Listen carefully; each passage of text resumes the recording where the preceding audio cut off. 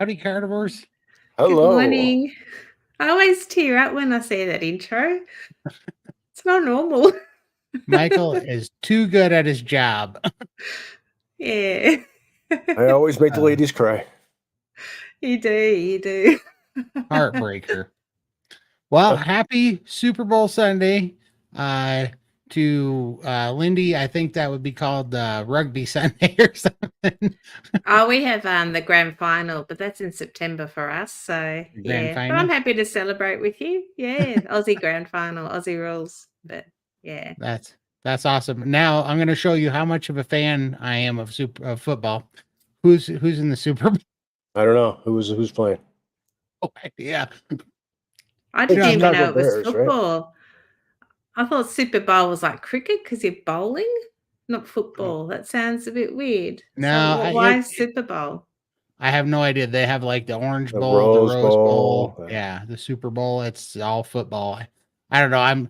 I come from Montana where we don't have any real pro sports other than rodeo, so I didn't grow up watching any football. I did watch basketball a lot, but not football. So I'm not actually. I don't have a team. And then when it got all woke, I stopped watching any of it.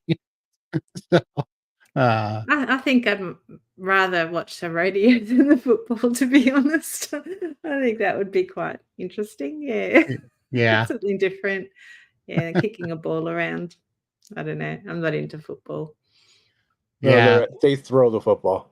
Yeah, they throw it, which is funny because I get it. We call it Oh, football and we throw it, but I mean they do kick it in sometimes For for to receive ball into for extra it's not point. as But crazy as your sport, but yeah, what is the one the other one? Aussie rules. That thing is Aussie crazy. rules. Yeah, that's a that's combination of everything. The only thing they're missing is baseball bats. maybe hockey. Well, no, I think they have something equivalent to icing in there too, because if they went too far, so yeah, I think it's a little bit of everything. Probably, yeah, they don't have a curveball. Yeah, they bounce the ball, kick the ball, use their heads. Yeah. Up there, Yeah. Kazali, they jump in the air and mark it. It's pretty cool.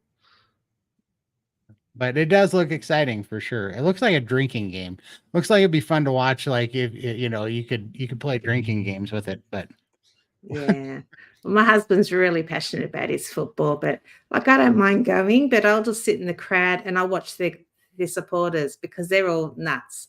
yeah, And yeah, just watch the people watching. That's what people I watching. enjoy Yeah. more than the actual game. I'm just watching the people, they're screaming and yelling and abusing everyone else. And yeah, I like the drama. Oh, for sure. It's funny, especially if the wrong jersey sits in the wrong part of the bleachers or Oh something. Oh You know. yeah, God, yeah. And our supporters, I go for a team, Collingwood, which is not many people like us. Like we're like one-eyed supporters, and yeah, we're not very well liked. You're the I you're the think we're you're the Detroit Pistons of the Aussie rules. yeah, that's quite funny.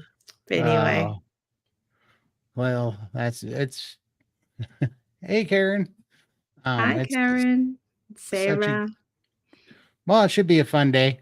Yeah, we might not have a whole lot of a turnout soon as how we decide to go live on Super Bowl Sunday. Everybody's probably right now about elbows deep in chicken wings and nachos. And you're I know fasting. I am fasting, and this is the football munchie day, but good for it. You know, like I don't. I always watch the Super Bowl, but it was for like the commercials mainly. commercials. Yeah, and then sometimes the halftime show, but then the halftime show got woke, and now I hate the halftime show. So now I just watch the commercials. But even the commercials are getting stupid. The commercials used to be great. Now they're kind of getting dull. You remember like the Super Bowl commercials in the 90s and the 80s? That's Those when they were creative and they come so up with good. some good stuff. Yeah. Yeah, they didn't care about hurting feelings. They were raunchy. They were crazy. So what are the commercials about? Like when we watch footy, it's normally food commercials. Yeah, but they'll have any kind of commercial, but they put so much money into it because it's so expensive to advertise on Super Bowl Sunday. It's like the most watched event in the US. So Mm.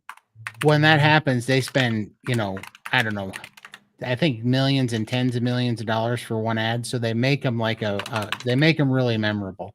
So they will be Okay. hilarious. you know, Hmm. and now they get, whatever. They're trying to be politically correct and they suck now, but they used to be Yeah, pretty it's roughly $233,000 per second for a Super per Bowl second. commercial. Yeah. Oh, gee. Isn't that nuts? Yeah. It's Well, if you're going to crazy. watch a Super Bowl, tell us what you're going to snack on. What carnival snacks have Huh. you got prepared for the day? And For who do you sure. want to see win? Yeah, we got to figure out who's playing first. P.S. Who's playing? 49ers and Kansas City Chiefs. Oh, wow. Okay. So my buddy Jens, he's a huge 49ers fan. So he'll be watching. What was for the sure. second one? Sorry, Michael. What was the second team? Kansas City Chiefs. 49ers sounds exciting. I'm going to go for 49ers. I have no idea what color are the jerseys. Red. Red and black. and gold. And what's Red, the gold, and Kansas ones? I think they're green, aren't they? Red and white. Red and white. Oh, so they're both red. Yeah, but they'll have an away team uniform that's different. I'm going to go for the 49ers because it rolls off my tongue better than the Kansas City Chiefs. There you go. Too much of a mouthful. That's my prediction. So sorry, Cyber Goose. That is a shame because the commercials are the best part of it. Wait for somebody to post them up on YouTube and watch them up there. Exactly, because you It's the can best look time up. to watch them. Yeah. Yeah, that's honestly what I do most of the time. Is the next day I pig out on a collab of all the Super Bowl commercials. The best ones. So you don't waste your time with the other ones. Yeah. And so, but yeah, it's it's pretty good time, for sure. But yeah, what are you guys snacking on for the Super Bowl? I saw this carnivore dip that this guy made, and he basically made a puree out of like a bacon. It was like a bacon chicken buffalo dip that he made, and he's using pork rinds. And then he even went crazy, and he blended like chicken, and he put it between parchment paper and rolled it out like paper thin, and then baked it. And he made chicken chips, like they look like Doritos, but made out of pureed chicken, and they looked so good. I gotta stop watching this channel. It's gonna give me bad ideas. I don't need. I think I'd rather sit down with a ribeye, cut it into little bite-sized pieces and munch on that. Sounds more appealing to me. For sure. The dips and Yeah. stuff, it triggers that old brain Yeah, of all the that's snacky right. things, But yeah, I don't know. It's kind of crazy. Let's see here. Finished my ribeye and ready for the game. No snacks for me. Rooting for the 49ers. Commercials are 7 million for 30 seconds this year. Yeah. Oh, wow. Not sure at Awesome. halftime. Wow. Reba doing the anthem. Awesome. I thought Taylor Swift was at halftime. That's why I was not going to watch halftime. No, Taylor Swift is just there as a fan. Oh, okay. So, Hating that guy that's on the Kansas City Chiefs. And Usher's kind of like, yeah, decent, but whatever. At least he's not, I don't know. I won't go into it. Let's see. I grew up with the 49ers in the best days. Joe Montana, baby. Yep. There we go. What's funny is Rice. My uncle back in the day when Joe Montana was big, my grandparents and my uncle live in a town called Mildred, Montana. And it has a population of 8 people. And they're all my relatives because all the people that weren't my relatives have died off now. So they're all my relatives. And so my uncle decided that being that it was the town, it was literally all family, they decided to change the name to Joe. They named the town Joe so that they could call it Joe Montana for a day. And they wanted to have a ribbon celebration and have Joe Montana come cut the ribbon because they named a town after him.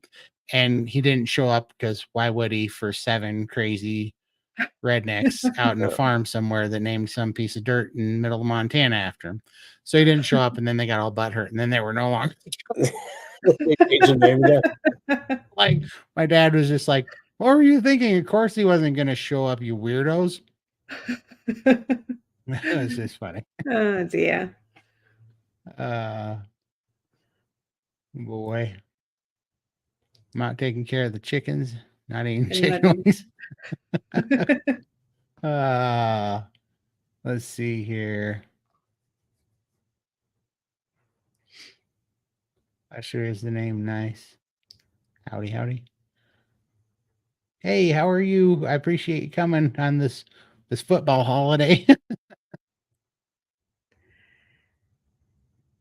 Is calorie deficient necessary to lose weight on carnivore? I think this to me is always a hypothetical question. The answer hypothetically is yes, because anybody could out eat any diet. If you ate 20 pounds of ribeye today, you'd probably gain weight. But the reason why a calorie deficit is not important on carnivore is because your body heals and it self-regulates. Like you can't, when your body's healthy, you can't eat too much ribeye. You won't be able to, you won't want it. You won't get it down. And if you are gaining weight at first and eating, it's because your body needs the nutrients and it's not concentrating on losing weight. That's not the point. It just wants to get healthy. But keep the faith, because once you keep eating correctly and your body heals, then and your overall the cravings and stuff, then your body's going to self-regulate and you're going to be the correct weight. The weight's going to come off and you're going to be at a healthy weight. That's what I think. What do you think, Lindy? Yeah, I just eat when I'm hungry, stop when I'm not. I don't like to track, but I definitely think it's a good tool later down the track. If you do sort of stall, then you can maybe just do a little track for a couple of weeks and see how much you're eating and work it out that way. But then you've also got, you could be under eating as well. So Yeah, yeah, so that's it is difficult, but and I mean, I gotta to expand on this. I thought the same thing, because we're all from that calorie deficit world where we beat up our brain. But honest with you, I've stalled out after 7 months of carnivore, and I kept dropping my calories and dropping my calories, and I was stalled out, and I wouldn't lose weight, and I wasn't gaining muscle. Everything just stopped, and I was tired, and I was miserable. And even on carnivore, I was eating about 1,700 calories a day, and I was eating one meal a day, so I was fasting 23 hours out of the day. Scale wasn't budging, was not budging for 2.5 months.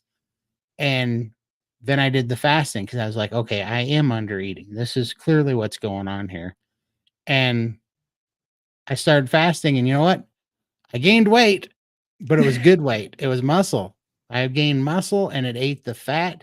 And then, so as I was gaining a little bit of weight, I went down 2 shirt sizes and 4 pant sizes. And so it's like, mm, that was a way better trade-off, because I am convinced, like, if you kind of follow along, the carnivore channels, carnivore weight is a lot denser than, you know, calorie deficient or nutrient deficient, like vegan weight or standard American diet weight. Like carnivore weight is like muscle and lean tissue and thicker bone mass and thicker white tissue and fascia and ligaments and everything. It's healthy, dense tissue. And so we weigh a little bit more, but we look a lot better. So, yeah, it's a you know, composition we need to look at, not what the number on the scale is. I don't go by that much anymore. Like I do weigh myself just to see if it's moving, but yeah, I've started rebounding a bit more and putting on a bit more muscle because I'm definitely much stronger now, and that's the scale's going to reflect that. It's going to go up, but I'm not worried about it because my clothes are fitting looser now. So yeah, Even when you were priming, Todd, you were losing weight.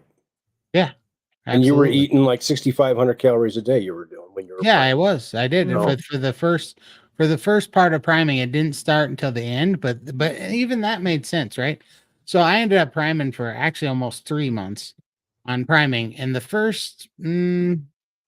say the first like 6 or 7 weeks, I was losing weight. I think I was down a total of 9 or 10 pounds when I was first priming, and I was eating 6,000 to 7,000 calories a day priming. I was shoving the meat in, and I was still losing weight then. And then I finally got kind of satiated with protein, and then my body started building muscle, and that muscle started eating fat, and my clothes started to melt on me. It was crazy, and I was like, but then the scale started going back up, and I was like, what the heck? How am I losing shirt sizes and the scale's going up? But the answer was clear to me because all of a sudden I was carrying my weight so much better. And I was so much like the ground was so much easier to get to. It always felt like the ground was 40 feet away sometimes. Like if I go down there, I ain't getting back up. You ever been in the kind of condition where you drop $1 on the floor and you're like, well, that's where that's staying. It's that one. The floor was off limits. It was like that's that's out of bounds to me. You don't want to go down there. Yeah, now it doesn't bother me. I mean, I was just rolling out my dog here, as you see this goofball over here. We have hardwood floors, and she's going on 17, and she don't like the slippery hardwood floors anymore. So we had to put a rug pretty much all over the house. And I was just thinking about yesterday because I was rolling out 1,000,000 feet of runner rugs for her. And she's over here pawing me like, "What are you doing?" I had to put out 1,000,000 feet of runner rugs for her yesterday, and I was just bent over the whole time, and the ground's no longer off limits, and everything's so flexible, and I carry the weight so good now, and that's where the weight went. It turned to muscle. It turned to muscle and healthy tissue, and now I have a positive composition change. So I wouldn't worry about that. Hi, Cosetti. You want to say hi to the people? Say hi to. Oh, there it is. Just like, where's my turkey? Come on, give me some turkey. You got to see the amount of ribeye she just watched us cut up. So my Costco here in Bozeman had a sale like I've never seen for the Super Bowl. It was $11.99 a pound. So yeah, about 155 pounds of ribeye roast, and I was just cutting them up, and Cosette got so many scraps. So many. Yep, that was one of them. I got 155 pounds of those. That was my cutting board. Yep, that was after I cut them into steaks. Wow, they look amazing. It was after I vacuumed. Well, my niece vacuum sealed them for me. She's still there, isn't she? Yeah, right there. She's still vacuum sealed them. Just before I got on this live stream, that was all the rest of the steaks I had cut up, and I'm like, "Well, get that vacuum sealed. Have with a mountain of ribeyes." I hope you're paying her. Oh yeah, always. That's why she comes over. She's on the clock. And that I couldn't have bought that at a better time. I've been watching these knives for like a year, and I'm like, oh, I really want a set of these. And I finally broke down and ordered them. And then it was divine, because then they had a sale on ribeye. So I have 155 pounds of steak, and those things are amazing. I love those knives. Gosh, they're so nice. They're pretty. They're awesome. Oh. Yeah, they're nice. They're pretty to look at, but they are so sharp, like surgically sharp. And what's the steel called again on those? That's Damascus carbon steel. Damascus, that's right. Yeah. Okay.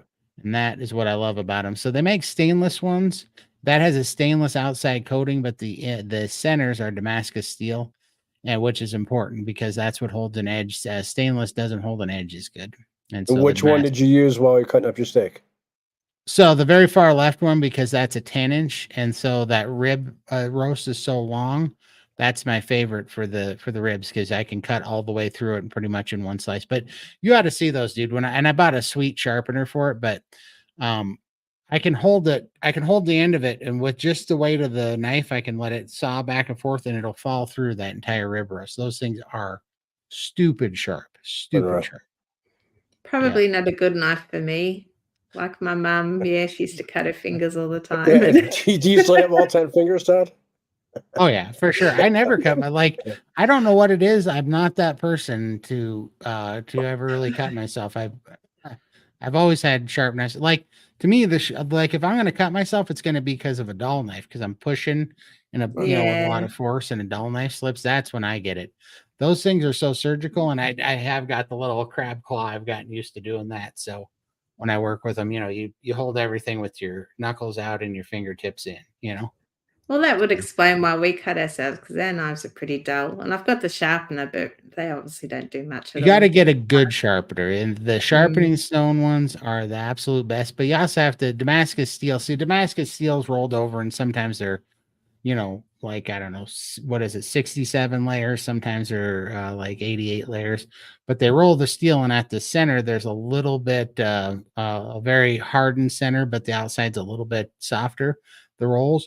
And when you sharpen that stuff, it takes a really, really good edge. But if you have it's so worth it to spend just a little bit of money on the knives and the sharpeners, and it makes everything so much easier. Like I can literally take that knife and I can start from the back and pull it through that entire roast all the way to the bottom, and it'll cut it in half with hardly any force. It's crazy sharp. Those things are Mm, so nice. But yeah, you don't want to get a finger in the way because you'll leave a finger on that cutting board if you hit it just right. For sure. yeah. I'm looking forward to them putting a Costco up near our house, hopefully in the next year or two. Yeah, things are happening slow here, but yeah, then we could get big steaks or big roasts like that and chop them up ourselves. That would be awesome. Yeah, for sure. Mm. Yeah, Darth Carnivore, those things they're awesome. I was just saying I'm getting ready to do some cooking videos, so I had to snazzy up my little cooking area. So I got some things ordered up so that I can you don't want to see me cutting on plastic tables and stuff. So I ordered up some better equipment so that I can show you guys uh some cooking videos, and I think I'll start putting the links in those videos so you can see the knives and the stuff because uh yeah, because I am picky and I know what it's like. I've had a lot of bad knives. And so when I find a good one, yeah, I'm really happy about it. I was tickled. It's like Christmas. In fact, it was better than Christmas. The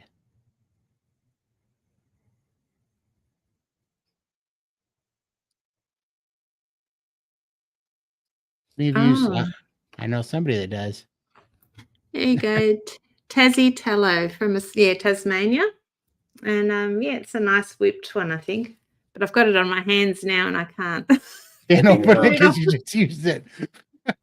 That's one Yeah. way to regulate how much you go through. Yeah. Yeah, for I sure. I worked at my daughter's florist yesterday, and because it's Valentine's Day, I had to strip, I think, over 1,000 roses, and I've just got such dry, sore hands, like cracks everywhere. So I've really caked it on today, and I can't open it for you, but it's it's a whipped Tassie tallow, so it's nice and soft, but I think it's got some essential oils just because I lemon myrtle. There you go, because I love the smell.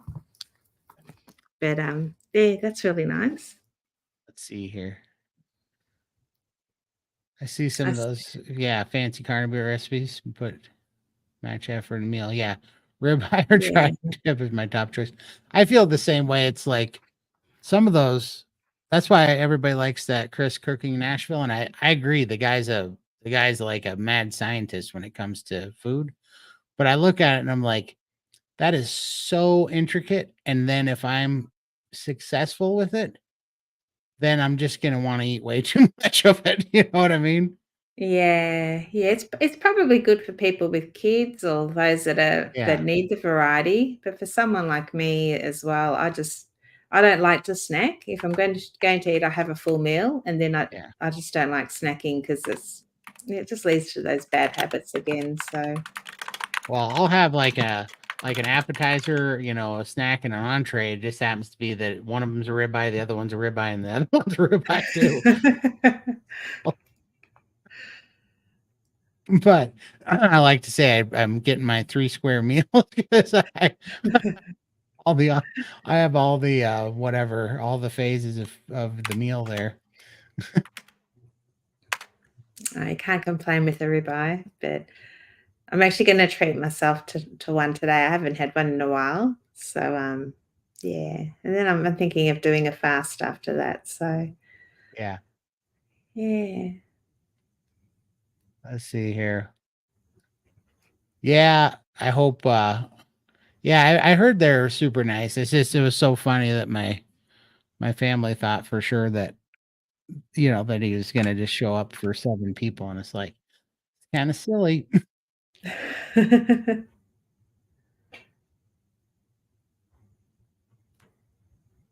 Yeah, the tallow, skin tallow. For sure.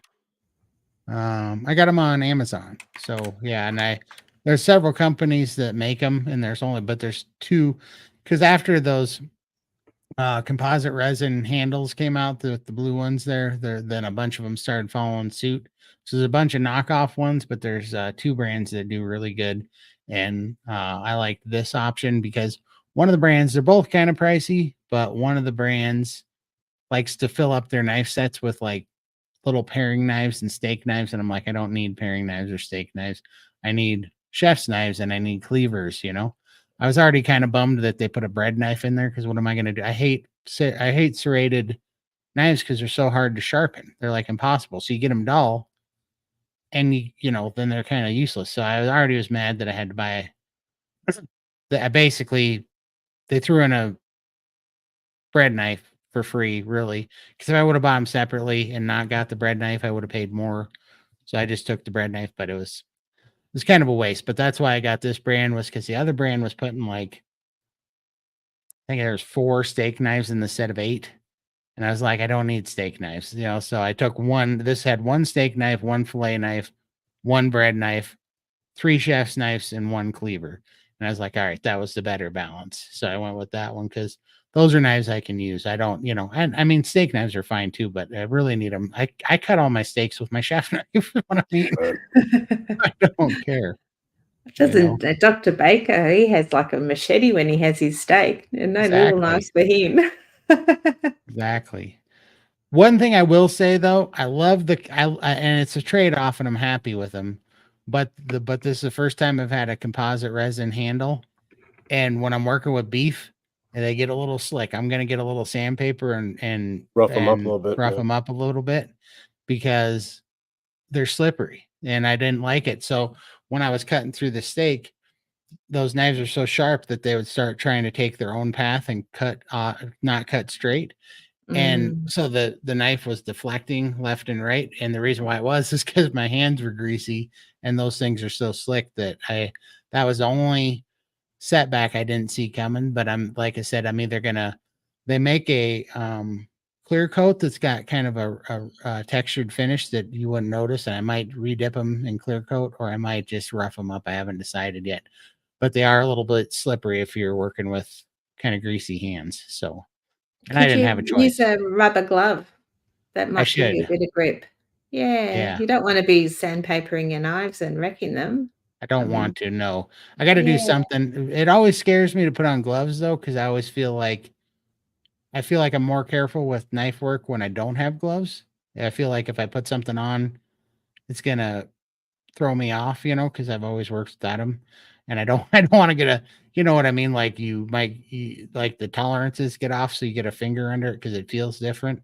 And like just the one that you've got the handle on. Yeah, the other one you wouldn't need it. It's just for the grip. Yeah, that's very true.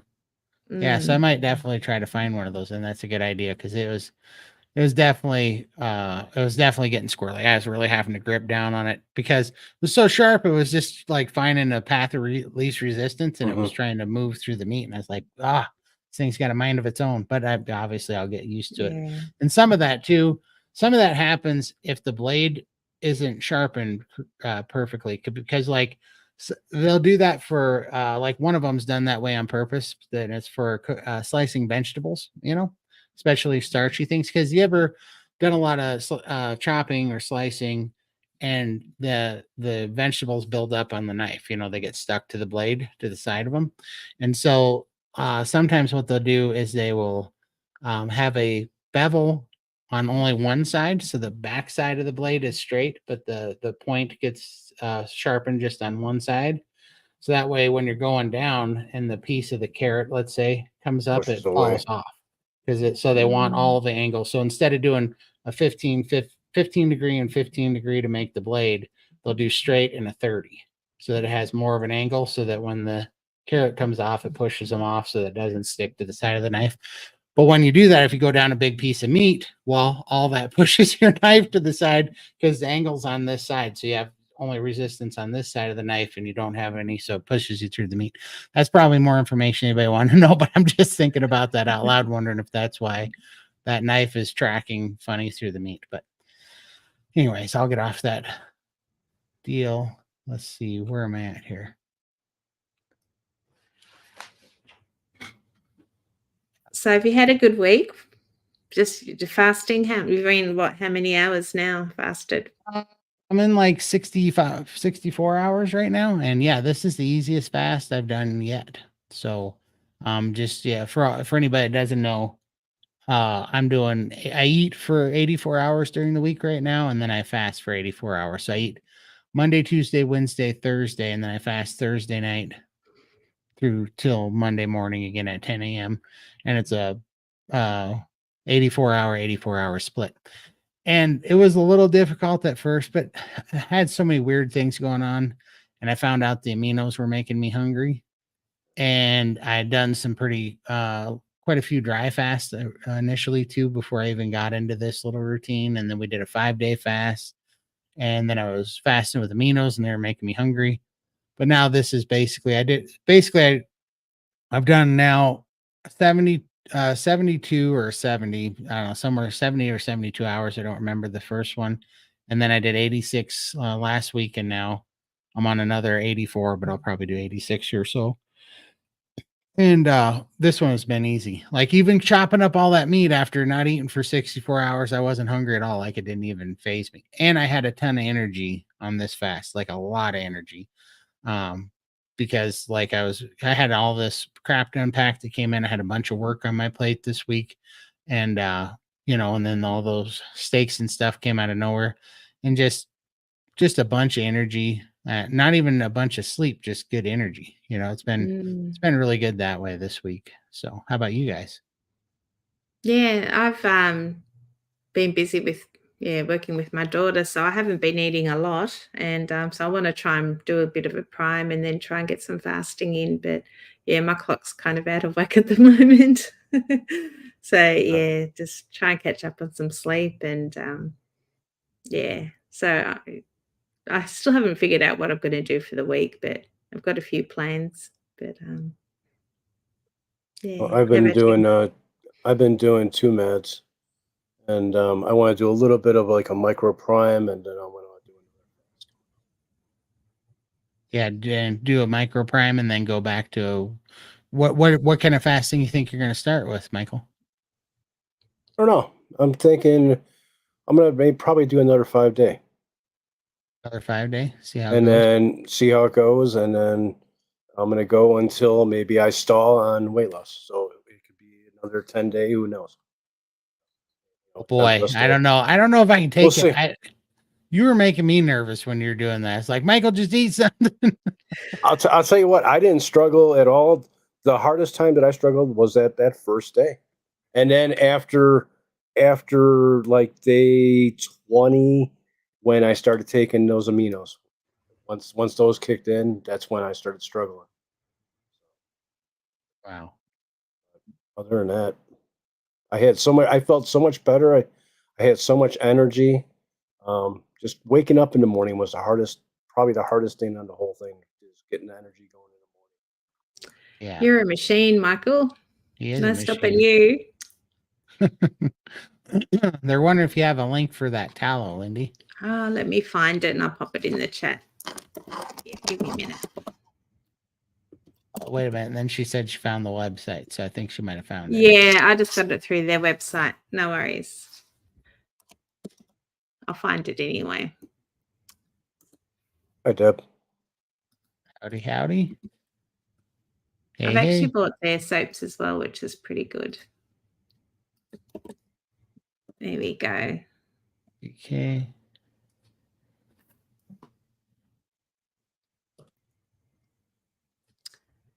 Hi, B. Hi. Fasting 24 and 36 Wednesday. Oh, nice. Yay, fantastic. Good. That's very good. Howdy, howdy. Hi, Jay. Hey, Jay. All right, there we go. But yeah, put in the chat what you guys are doing for your Super Bowl snacks or meals and who you're rooting for. Yep. There we go. Oh, is Oh, there a Carnivore WhatsApp group? I didn't know. I didn't know either. Yeah. So how do you find this Carnivore app? That's interesting. I don't know enough Yeah. about WhatsApp, but that's awesome. We appreciate you guys helping us out for sure. We got to spread the good news. Good news of Carnivore for sure. Yes, I've got an interview with Dave Mack tomorrow from, is it Low Carb Life? Yeah. So that'll be interesting. He's a nice be- guy. Yeah.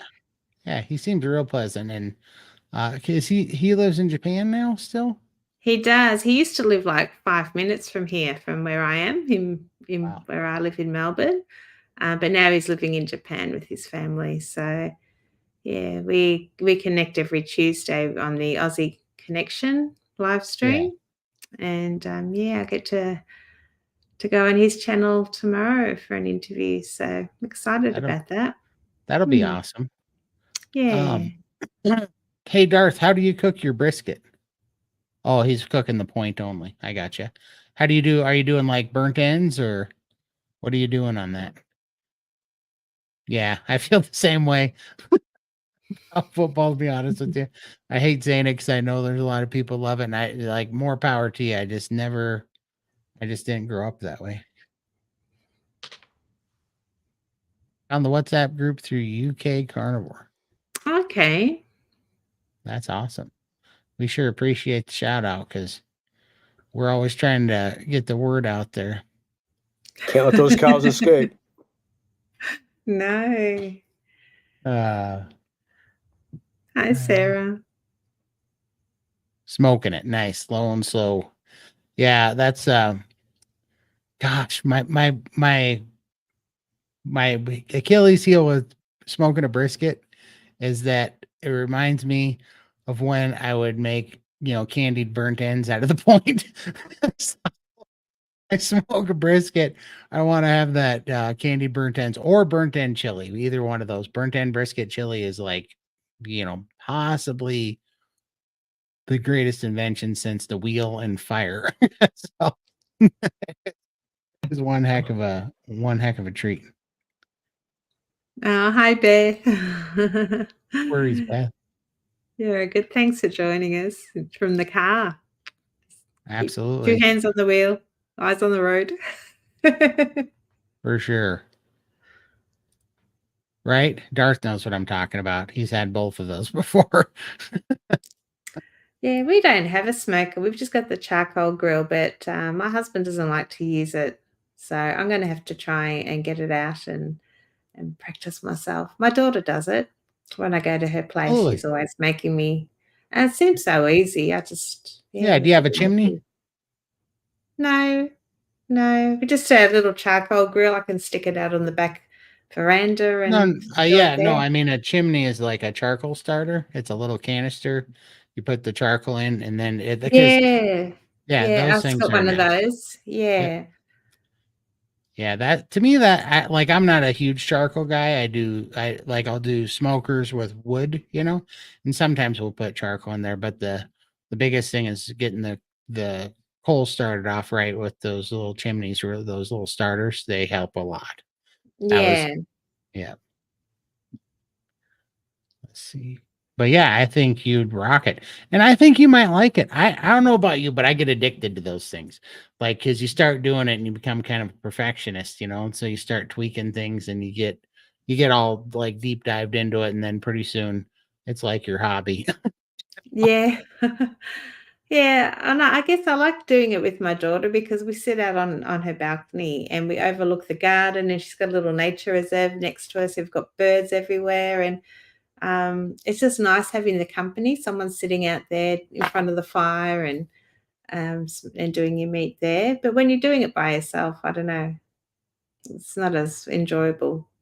I just like having the family together and doing it. I think that would be Absolutely, cool. but it's good to practice by yourself so that they don't see the disaster, so that you can go. True. Yeah, you can go posture like you're an old pro, like, oh no, I do this, and you can go Yeah. catch everything on fire and serve the dog, disintegrated briquettes of meat. That's what I used to have to do. Yeah. But it's hardly worth the effort for one steak, all that time just sitting there waiting for the charcoal, whereas if you're cooking, quite a bit, it's That's obviously right. better. Yeah, Yeah. for sure. For sure. Yeah, low and slow is always safe bet. That sounds interesting. I've heard of these indoor kind of electric smokers. That seems like that'd be pretty interesting. How do you like it, man? Does it work pretty decent? Does it get like a good smoke ring? Does it get pretty inundated with smoke? Or sometimes I find that those just kind of get not those. I've never had an indoor one, but like if you get even some of the cheaper pellet grills and stuff, they don't. Yeah, they don't really get a good smoke ring, and so that's what I worried about the indoor one. So I'm real curious how that one's working for you. Yes, they're coming. I'm sure they're coming. Yeah, they are coming. Actually, I'm just beefing up. It'll probably be 2 to 3 weeks. I even took. I got that camera holder too. That came in today. Oh, is it good?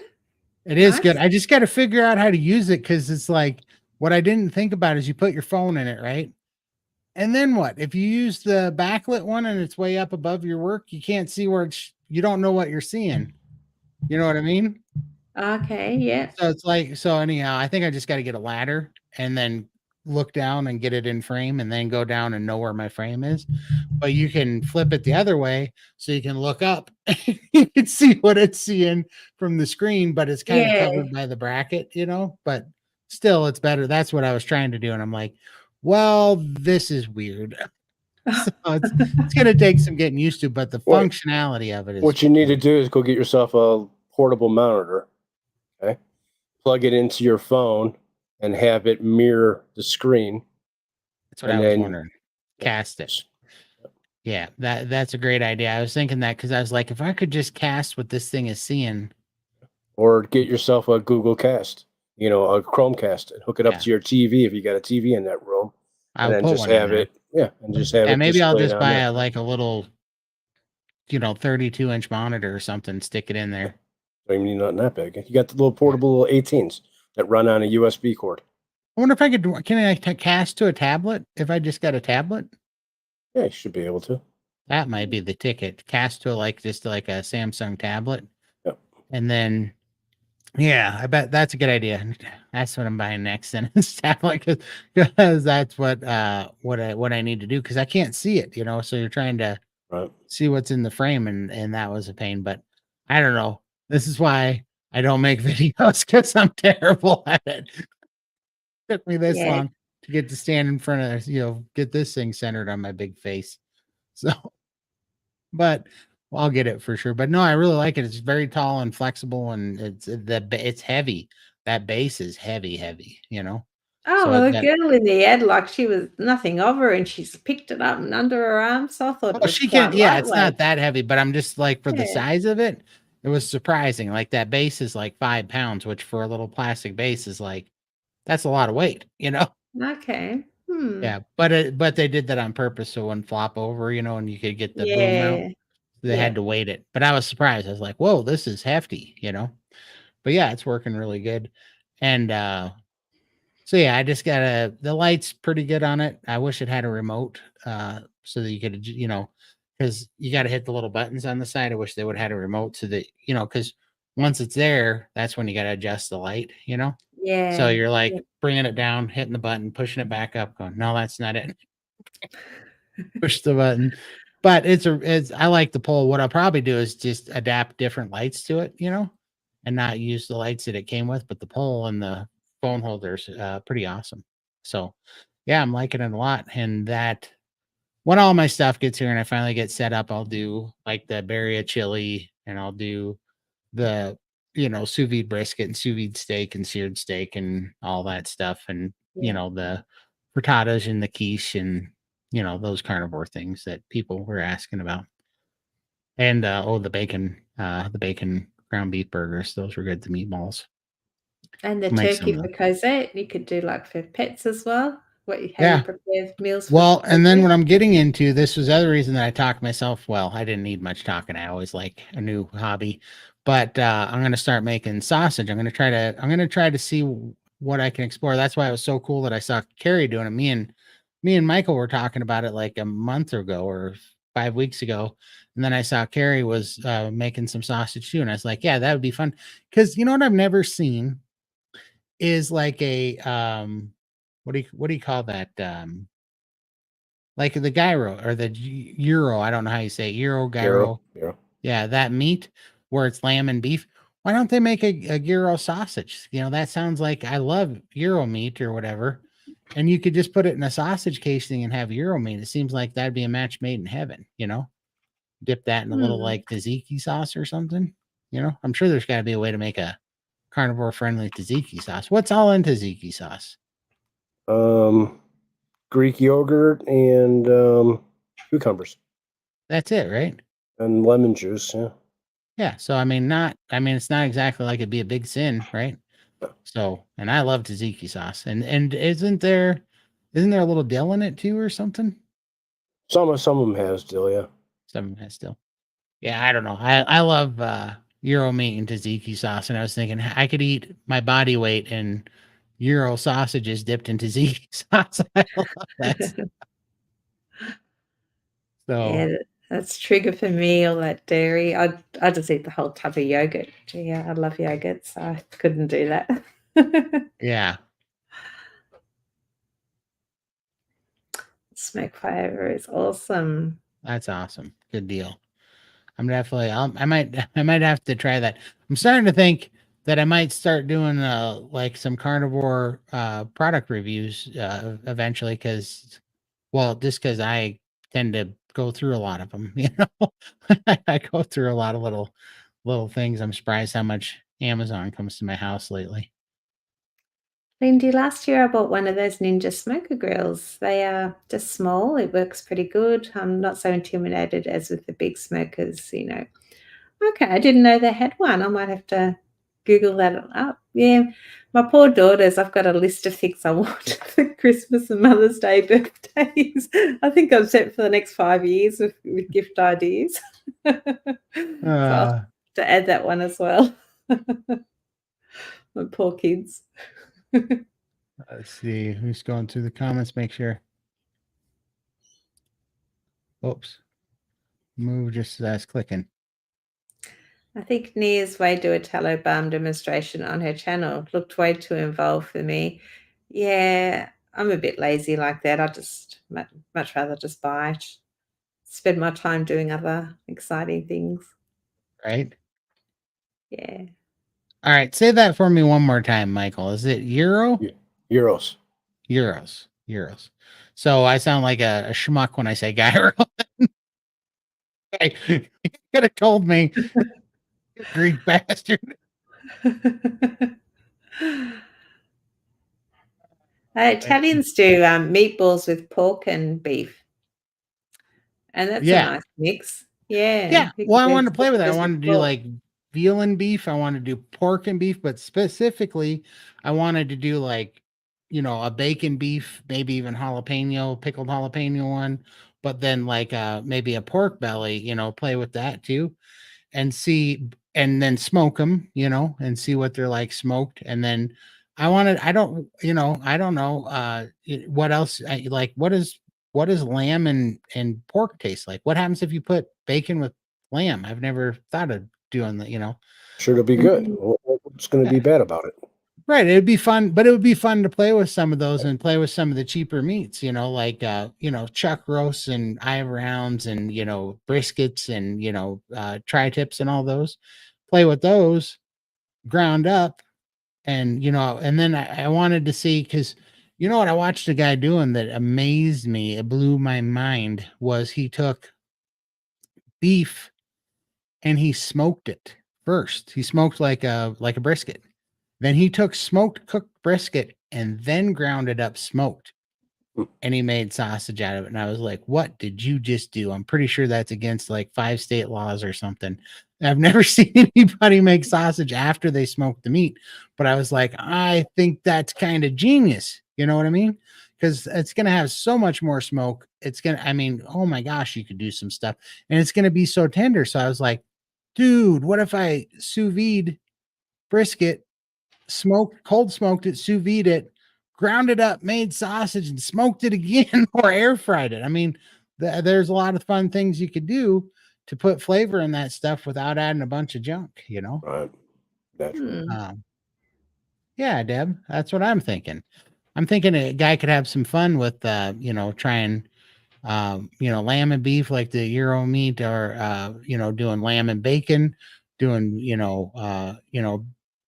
bacon, or, pork and lamb, pork and beef, You could do all sorts of fun things, And then I've been looking at it, and it's like if you dry out if you make your own dry spices, so just buy the peppers you want and then dehydrate them and then grind them up, or get organic one ingredient spices. Then that's supposed to take most of the oxalates out of them, and it's supposed to not be a big deal. And then you could use them in making some, some of those sausages. Now, what I'm curious about, because sausages, traditionally, the reason why I haven't gotten any into these types of meat is because they're very, very spice heavy, and I Yeah. worried that I don't know what happens when you pulverize the crap out of a bunch of beef and you put two different meats that are together that your body's not used to, and then you add a bunch of spices. I don't even know how the body recognizes certain things, but I assume that multi-ingredient foods, that's one of the problems that I think we've all been plagued with in the past. And I think it's one of the things that makes them hyper palatable, where you can overeat and you start no longer having, satiation and hunger cues. You start having weird, cravings and other motivations for eating them. So I don't want to get down that road. But what I do want to do is I want to experiment small and very simple, like one food ingredients, and maybe adding, two or three at a time together. But then I am working on getting that continuous glucose monitor, because as I eat them, I want to see if it causes a blood sugar response or not.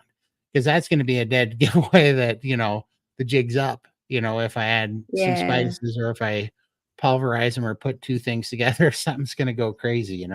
So that's what I want to play with and see. Because, I mean, maybe it'd be a fun way that we could get in. And then I also want to feel like I'm in a safe enough place now, because I don't seem to have a problem getting away from anything anymore. Like my whatever's, I'm pretty free from those things. Where before I wouldn't have tried this, because if it tasted too good, I might eat, 30 pounds. Something stupid. Or now I feel like I can go, all right, just like I do cheese, basically. I feel like it'd be kind of like cheese, because it's still carnivore. But when I have too much cheese after the second day, when I'm like, I don't think this is good for me. I mean, like a Yeah. block of cheese a day. So you catch on real quick, and then you're like, all right, I gotta not do that today. And that's been pretty easy for me with the cheese. So I feel like this is a safe thing to play with, because what if we could make some good sausages, and it's an easier way to eat them or whatever, and just kind of a fun little thing. um I don't know. That's what I just been thinking lately. Mainly, it's just I want to see I'm so curious to see what those combinations would taste like too. Yeah. And you can buy sausages with cheese in them as well. Have you seen those? Yeah, I have Yeah. for sure. Yeah. I stay away from those though, because I watched a video on them, and the thing is, for those things to be put in sausage, they are covered in some nasty stuff, Chemicals because and shit. they have to be, But you'd because they have. make, if you're making your own, you could just put But in you your own can't. cheese then, You can't can't, you? because the reason why they have to put the nasty stuff in it is to keep it from. They have to give it a higher temperature, a melt point, because otherwise, when you're cooking the sausage, it all breaks out and leaks out of the sausage. Oh, So okay. yeah, so that, because I found that out. That's why, and they're like, oh, so because I found that out when I was on keto, because I love to get those sausage and cheese sticks, that had cheese and jalapenos, and I thought I'm doing keto, and I'd eat those things and I'd feel terrible, and I was like, what is going on with these? And I kept thinking it was the nitrates. But what I found out is I think it was the horrible crap that they put in the cheese. They put like silicone in the cheese to keep it from melting out of the sausage when you cook it. And so, Oh, like, yeah, wow. those Johnsonville brats with the cheddar dogs, Mm-hmm. I used to love those things. And yeah, those things are not good for you, because of how they have to give because if it was just like, if you just put mozzarella or cheddar in it, they would just all melt out and squirt out of the hot dog. Just melt the cheese by itself and then dip it in there, and same Oh thing. yeah, for sure. And you know exactly what you're getting. But I Yeah. think we could play around with some spices, like some pickled jalapenos, some one ingredient spices, like, cayenne or paprika Cayenne, or yeah. whatever, we could play with some things. But just, because Lord knows it can't be any more expensive than carnivore bars. Around with. Carnivore bars should be $90 for 6 bars. That's they should be ridiculous. traded as like precious gold and silver. Yeah, It's like exactly. precious metals type stuff. It's crazy. Oh, well, we can share a box in Austin just so we can all say we've had one, because I'd still like to try one. I like saying that I haven't had them. Love lamb and bacon, ground pork, lamb beef, ground beef. Yeah, that's what I'm thinking. They got to taste good in a combo. And I think if you put them together, smoked them, then ground them, put them in a casing, maybe put some pickled jalapenos in there because I'm a little biased to that. And good. Yeah, and then put it in the air fryer so you get like all the things. Man, I bet that's delicious. They say society sleeps better not knowing how the sausage is made, but for the carnivores, it's just in dreams. Yeah, so shout out to Adam at Carnivore today. He sent me a text message one day, and it was literally, I don't know where they got this, but it was a box, a couple of cases, and on the box it said cases of smoked pig anuses. And he's like, "How carnivore are you?" And I'm like, I'm way more carnivore than that. I said I ate those all the time when I was a kid. We just called them hot dogs. Hot dogs, exactly. Yeah. What do you think it is? So everything that's left over ground up. Same with bologna. I've had my share of pig anuses. You can bet your bottom dollar. Tastes pretty good too on the grill.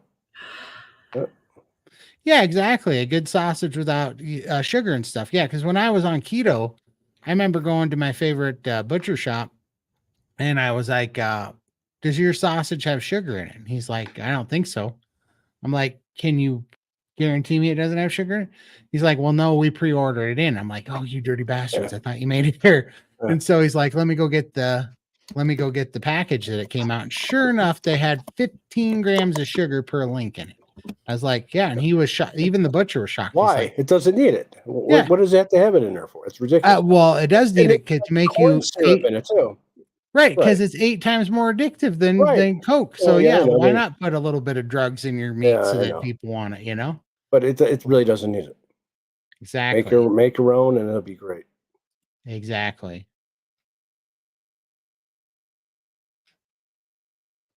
Get you nice. For grinding. Yeah. For sure. Yep, I use garlic. Yeah. And that's what, I like, I'm not using any of those right now because I'm on lion diet and I just want to keep it clean. I am using Tabasco sauce is what I'm eating because I took out salt. And so I had to have something, man.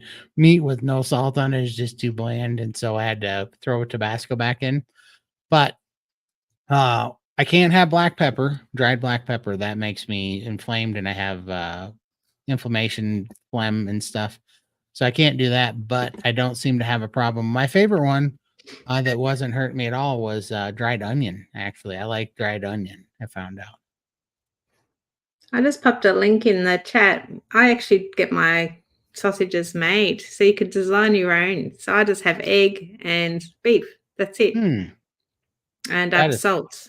Yeah, but you can have herbs and whatever else in there. You just it's a little checkbox, cook what you like. Sometimes I have liver in it as well, but I don't like the flavor. So yeah, just the plain beef ones. I do find them bland though, but it's at least I know they're clean. Hi, Ivy. See, I'm just finding this. Put that there.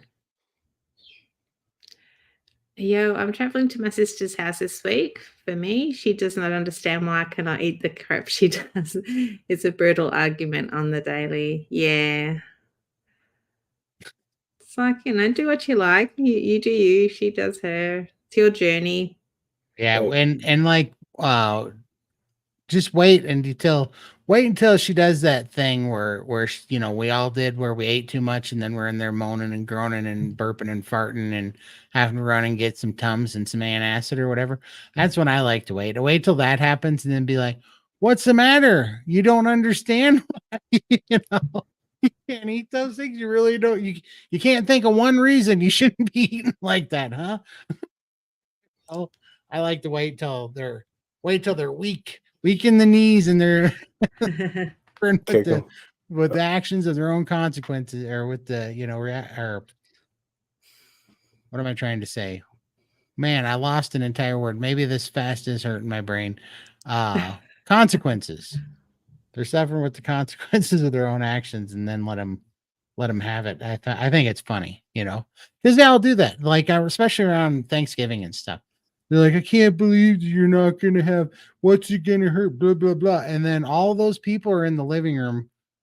Hour and a half later, all going,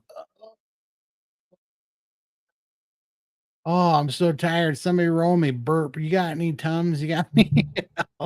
It's so funny. That's the time to jump on them. I don't like the sound of that. I'm not.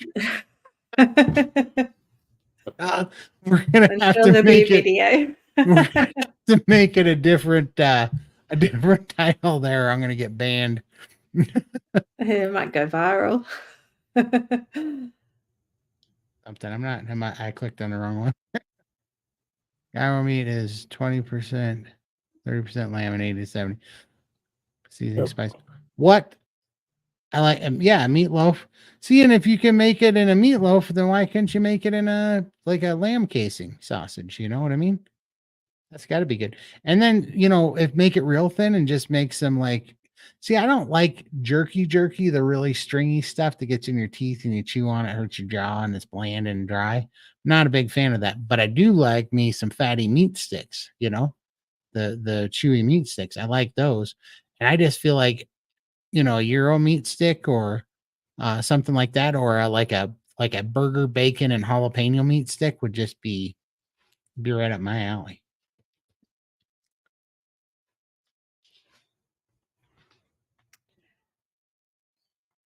Medical through work. Okay. I don't know what Wait, that is, but Carnivore bars can be purchased with those medical HSA, FSA plans through work. wow, that's like a medicine. Are you saying that carnivore bars are actually considered like medicine or a supplement or something? That would be crazy. Hmm. I fasted 96 hours last week because I got COVID for the first time. I was figuring it was the best time to do a fast. Just broke my stool of 18 months. Awesome. Fantastic. Congrats on the breaking this stool. Congratulations. That's awesome. Yeah. And fasting, man, the more you do it, especially if you're primed, a nourish fast, man, I really like it now. I mean, I look forward to it. And that for this 3.5 days that I'm not eating, I get so much other crap done because it's like, not only because you have a little bit more time because you're not eating, Yep. but you're also wanting to kind of distract yourself. So you're like, you just find yourself getting busy, I bet you were running around the house like a busy bee, Michael, when you were trying not to eat. Yeah, it did hit. Well, no, I just had a lot of energy. Yeah. Yeah. I've eaten Yeah. potted meat. It doesn't get more mystery mix than that. That's like spam, isn't it? Spam and Vienna sausages and like the deviled hams in the potted meat Bologna. section. Yeah, bologna, Yep. all that stuff. Yeah, I swear I've seen hairs in my potted meat before, and I was like, I don't know what critter this is, but they forgot to shave him. It's it's another level. Yeah, that's Oh, 15 ridiculous. grams of sugar per sausage. Hot dog is a lot. So stupid. Yeah. And people are You like, don't yeah, know. You just think, oh, it's just sausage, but you don't realize all the crap they put in it. Nope. Yeah. Got to always check the labels. Mm. And even the labels, they hide shit too. Yeah. yeah, All their numbers, and you have no idea what they mean. Or these new words they come up for food that they put in, all these chemicals. for sure. Yeah, I really like the reason I don't know what it is about the dried onion that just puts it over the top for me, even more so than garlic. Like, because one of the things that I like to do is I buy the chuck roast from Costco. They're 7 pounds, and I slow cook them. And then I like to use xanthan gum with, and I use kettle on fire beef broth when I slow cook them so they don't, dry out. And I like to make a gravy, and so it's just the kettle on fire beef broth, salt, and xanthan gum to thicken it a little bit. And so I make that, and I'll slow cook the roast and I'll slow cook it for 9 hours, usually the whole 7 pounds, and then that's about the right on low, the right consistency for me to slice it up like thin roast beef or like that, because it's not fall apart. It has a little bit of constitution left to it, and so you can slice it real thin. But just putting that dried onion powder in that gravy, man, it made it so much more like gravy than it did with just the salt. It was so gravy, Gives it good flavor. Yeah. More so, like I put garlic powder in it, and it's just something's off about it, but you put the real, they're like coarse ground onion powder, like there's big kind of thick flakes, and you put it in there. Man, that was a game changer. I made a slice for my husband just with ground beef and egg, and I sort of make it into a slice, but I put a bit of like a Tuscan spice, which has garlic in it, and I just had a little square, and I was like burping garlic for like 2 days after that. Yeah.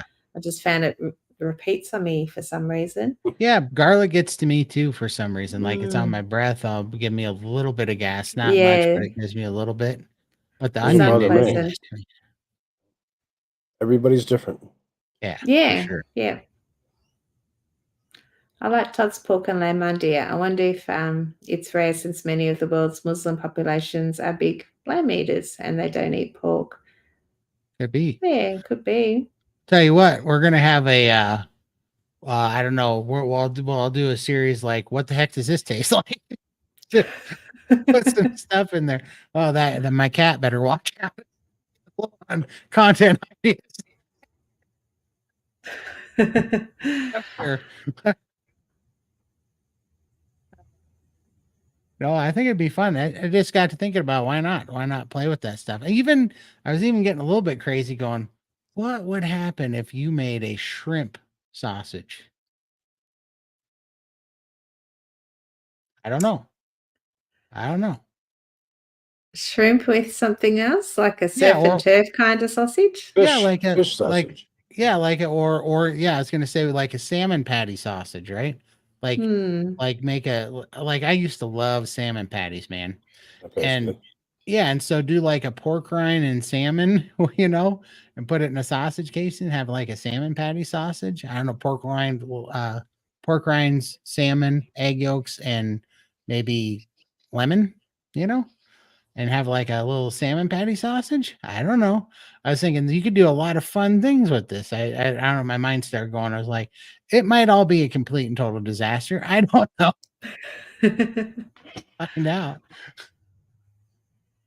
Uh, yes, thank you. My brain was. I was there. It was like giving me that beep sound when the television goes out at night. And there's no. Uh, yes, sir. Hey, Ivy. Hi, Ivy. All right. Todd actually sounds hungry. I feel like if I keep talking like this, I'm going to get hungry. But actually, this is the uh, easiest fast I've had yet. It's pretty crazy. I hate anchovies. They are gross. I love them. But I Mm. had a sausage made with a small amount of anchovies ground up in the sausage. It was good. Shocking. If done right, anchovies can be used as a seasoning. Yeah, they're very salty. I love anchovies. I could eat them straight out of the jar. Yep, same. Too. I love Mm. anchovies with mustard. I love anchovies with um, hot sauce. Tabasco, especially the vinegary hot sauces. And then also on that same line is just fish sauce. Like you get fish sauce and you can season, different sausages with that. I was thinking about because I love broth seasoned with fish sauce, like broth and fish sauce. I like that. But I know some people think that's pretty terrible. um, yes, they are, Todd. The same with the quick protein. They can be purchased with HSA. Okay. under weight management. That's awesome. Well, that makes sense. That's why carnivore bars can be up there because they're getting that insurance money. It's crazy. Interesting. How did this be on so early? LO5 a.m. So sorry, Sandra. We moved it up because in the United States, the Super Bowl starts at, when our show ends, the Super Bowl starts, which is the most watched like sporting event in the United States. So we were trying to be respectful for people, to not overlap with basically one of America's almost holidays. Yeah. Yeah, I'm still waking up here myself. For sure. The longer I carnival, the more repulsive strong garlic smells taste. It's so wild to me. Yeah.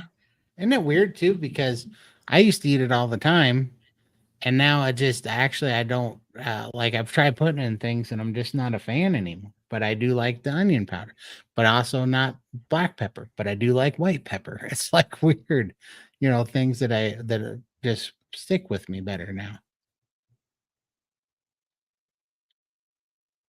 I was buying a bit of smoked salt as well, which was really nice, but I seem to be going off that now as well. I just I'm not having as much salt, just having plain steak. Yep. But, I've cut back a lot on my salt too. Yeah. It does help with the fluid for sure. Yes. I carnivore mom yesterday made stuffed brats. That sounds good. Stuffed boats or Oats. brats? I thought she said boats. I thought she meant brats, unless I don't know what a boat is. Yeah, I'm wondering what a stuffed boat is. Yeah. If it's not brats and it is boats, what boat? What are you stuffing it with? Hi there. Hey, friend, I sure appreciate you coming, man. You're always supporting us. We appreciate it so much, man. Howdy. Let's see. That's all right. We'll be back. We're not going anywhere. Yeah, you were right. Stuffed bratwurst boats with cream cheese and paprika, Worcestershire and cheddar cheese baked in the oven and broiled at the end. That sounds really good. Now you're making me hungry. Crab cakes are seafood sausage in a patty form when you think about it. Exactly. Yeah, that's exactly what I was thinking. And basically, I'm trying to take all the greats and put it in a sheep gut delivery system for easy carnivore traveling. Yeah, food on the go. Exactly. There's nothing better than a cold sausage when you just take it out of the fridge and munch on that. Like they're nice warm, but you can just have them for a couple of days and just snack on them cold. Yeah, and sometimes it's like I can't, sometimes I want them warm, sometimes I want them cold though, Same for meatballs too. I do the same thing with meatballs. But they're nice if you heat them up with the air fryer. It's so easy, isn't it? Oh yeah. Doesn't take long. Let's see here. Dr. Wiedemann has Frida and she uses from Amazon. Okay. That's awesome. Yes, for sure, man. Who are you going for? I think I'm rooting for 49ers. No, I haven't really seen anybody say anything who they're rooting for. I saw one 49ers. Well, I saw one 49ers, but I couldn't care less about the Super Bowl. I'm sorry. I needed you guys more than a 20-hour-long game that spends more time on the stop than go. I hear you. Yeah, you gave up with black pepper as well. Yeah, I did. Yeah, I don't have any. I didn't know that it was a thing, right? And I quit taking it. And then I didn't realize that I really couldn't have it until like, I don't know, 3 or 4 months after I stopped using it. And I accidentally bought peppered bacon. I had that peppered bacon and I was a phlegmy, wheezy. My lungs started wheezing again. I had phlegm and inflammation. I had a stuffed up nose. My face was red. I was just and did not feel good. I was like, oh, this is a real thing. Oh, Yeah. I've never tried it since. You understand what the difference is between white and black pepper, right? Black pepper, White white pepper's pepper. just younger. Yeah, white pepper doesn't have the skin on it. They soak it in water to remove the skin. Oh, I didn't know that. I heard that it was pulled younger or something. But that makes sense. So, well, that would make sense, right? It's the Because skin. it's got to be because so seeds and skin seem to have all the oxalates in it, where the Mhm. meat and the like the flesh of the fruit or the flesh of the vegetable don't seem to have the oxalates. It's the skin and the roots and the seeds that seem to always have it. And so, like that's one of the reasons that, like Birria consomme, like in Birria tacos, but I'm trying to make a Birria chili out of it. I think it's fine as long as you rehydrate. So first of all, they're dehydrated peppers, but then you rehydrate them with beef broth. But then once you've rehydrated them, you don't take the skin, you cut them open and you scrape the meat of the Right. chili out and you leave the skin. So you don't have the so when it's still in dry form, you cut it open, you shake all the seeds out of the middle. So you get rid of the seeds. You cut the stem off, you reconstitute it with beef broth, you boil it in beef broth, and then you slice it open and you take your knife and you just scrape the flesh off of the skin and you leave the skin.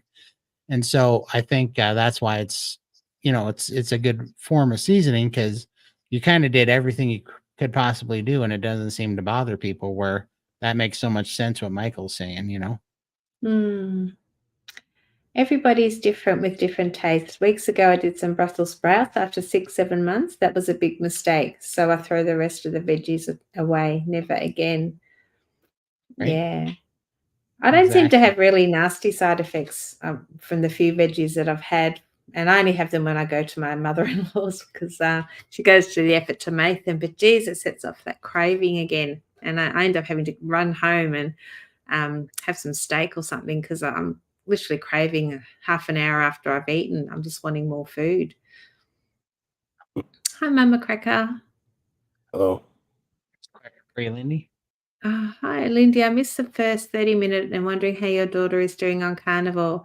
Yeah, I think this is week 5 for her. She's doing amazing. Her blood glucose levels, she's on about half the insulin that she was on, and all her levels are in the normal range, which has been 23 years of trying to struggle with her levels, and she's finally getting some relief there. So just tweaking at the moment, trying to get those down. Her eyes haven't really improved that much, but it's still early days. They're not getting worse. She just had laser surgery in her good eye, so she's a little bit fuzzy. Can't see much at the moment, but we're hoping in a few months, a few weeks, few months, she might get some vision back. But we had a meeting with Dr. Wiedemann, and she's such a lovely, lovely lady, and she's sort of reassured Catherine, given her some really good advice, and yeah, we're feeling positive. So thank you for asking. That's awesome. I eat a lot of stuff cold out of the fridge or at room temperature. Yeah. Nice. I live in San Francisco Bay. Oh yeah. Yeah, well that'll give you a reason. I know nothing about it, but I just thought they sounded pretty cool. Yeah, San Francisco 49ers and he lives there, so Yeah, good. the Chiefs win again. Well, you're going to have to WhatsApp me later and let me know who wins. I will for sure. What I'm Yeah. gonna do is send you the YouTube replays of the funniest commercials. That's what I'm gonna do. Yeah, sounds good. Yeah, I Black believe pepper that. is high in oxalates. I think some food tastes better at room temp rather than warmed up hot. And it I always think tastes so. better the next day too, doesn't it? Like your sausages would be amazing the next day once all the flavors Yeah, sort of have mingle time to and settle. yeah, Yeah. I think so too. Yeah, that's definitely. I mean, like chili beans, soups, chili. Any of that stuff always And tastes way pasta better. always tasted better the next Yeah. couple Oh, days. Yep. I Oh, know. all right. I'm just gonna ask, seeing as how you guys are pasta hounds. What was your favorite pasta? Oh, just love the Anything. Napolitana. Anything My like grandmother, my nonna, she used to grow tomatoes and fresh basil in the garden, so she'd pull those out, make her just a plain tomato sauce. Yeah. No, good old Napolitana, freshly grated Parmesan, but Nonna style, like my Nonna. She made the best pasta. Sounds good. I Mm. I like the gnocchi pasta, and I like the like 4 cheese tortellini. I like those two. But I'm sure that was highly Americanized junk pasta compared to Yeah. the real stuff. And she used to make an awesome risotto as well. Oh, I loved that. But no more. I don't eat it No anymore. more. White pepper has skin. Yeah, that's what Mike was just saying. I didn't know that. I thought it was picked younger, as somebody said, but it's a lot better.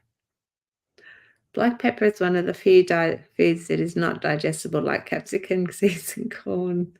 Oh, that dreaded corn. Yeah. Yeah. And carrots as well. You always find carrots, don't you? Oh yeah, for sure. It's like where you would survive a nuclear blast. Yeah, goes in one end and comes out the same way. Especially with corn. Yeah. Exactly. Do that to peppers because they're trying to kill you. Exactly. I know what I'm working with. It's like we have to treat vegetables now like those crazy Asians do when they're using that one puffer fish that's like the most deadly poison, but they know how to just clean it. And so there's only a few guys in the world, and you're like taking your life in your hand to have sushi out of this puffer fish. And if they didn't clean it right, you're gonna die. You know? Yeah, we have to treat vegetables like that now. We've caught a few of those in the past. They're freaky looking things. Yeah, we So go fishing weird. in the bay and pull one of up, and Dad's like, "Oh, here we go again." And then you'd have to try and take it off the hook, and then it falls back in the water, and then it takes them ages to deflate and sink again. So we just watch this Like, puffer fish just bobbing away. that's funny. That'd make me laugh too hard. I've been using black pepper to slow oxalate dumping, but will soon switch to white. The skin of the peppercorn falls off naturally when it's fully ripe. Oh, What it interesting. is. Okay. So it's more ripe pepper then. I gotcha. Oh, thank you. Yeah, thanks.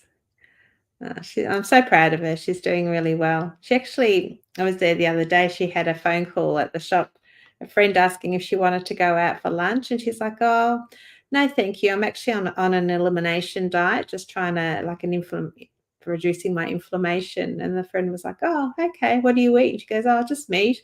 "Oh, okay. Well, no worries." And I was just so proud of her that she, just said no, thank you, and told them that. And they were happy with that. So, yeah, and only 5 weeks in, she's already got the food freedom as well. Awesome. I fully believe your daughter. Oops. I didn't mean to hit that. Yeah. Will achieve anything she and you hope for. Yeah. No, she's very strong. So thank you. Doing very well.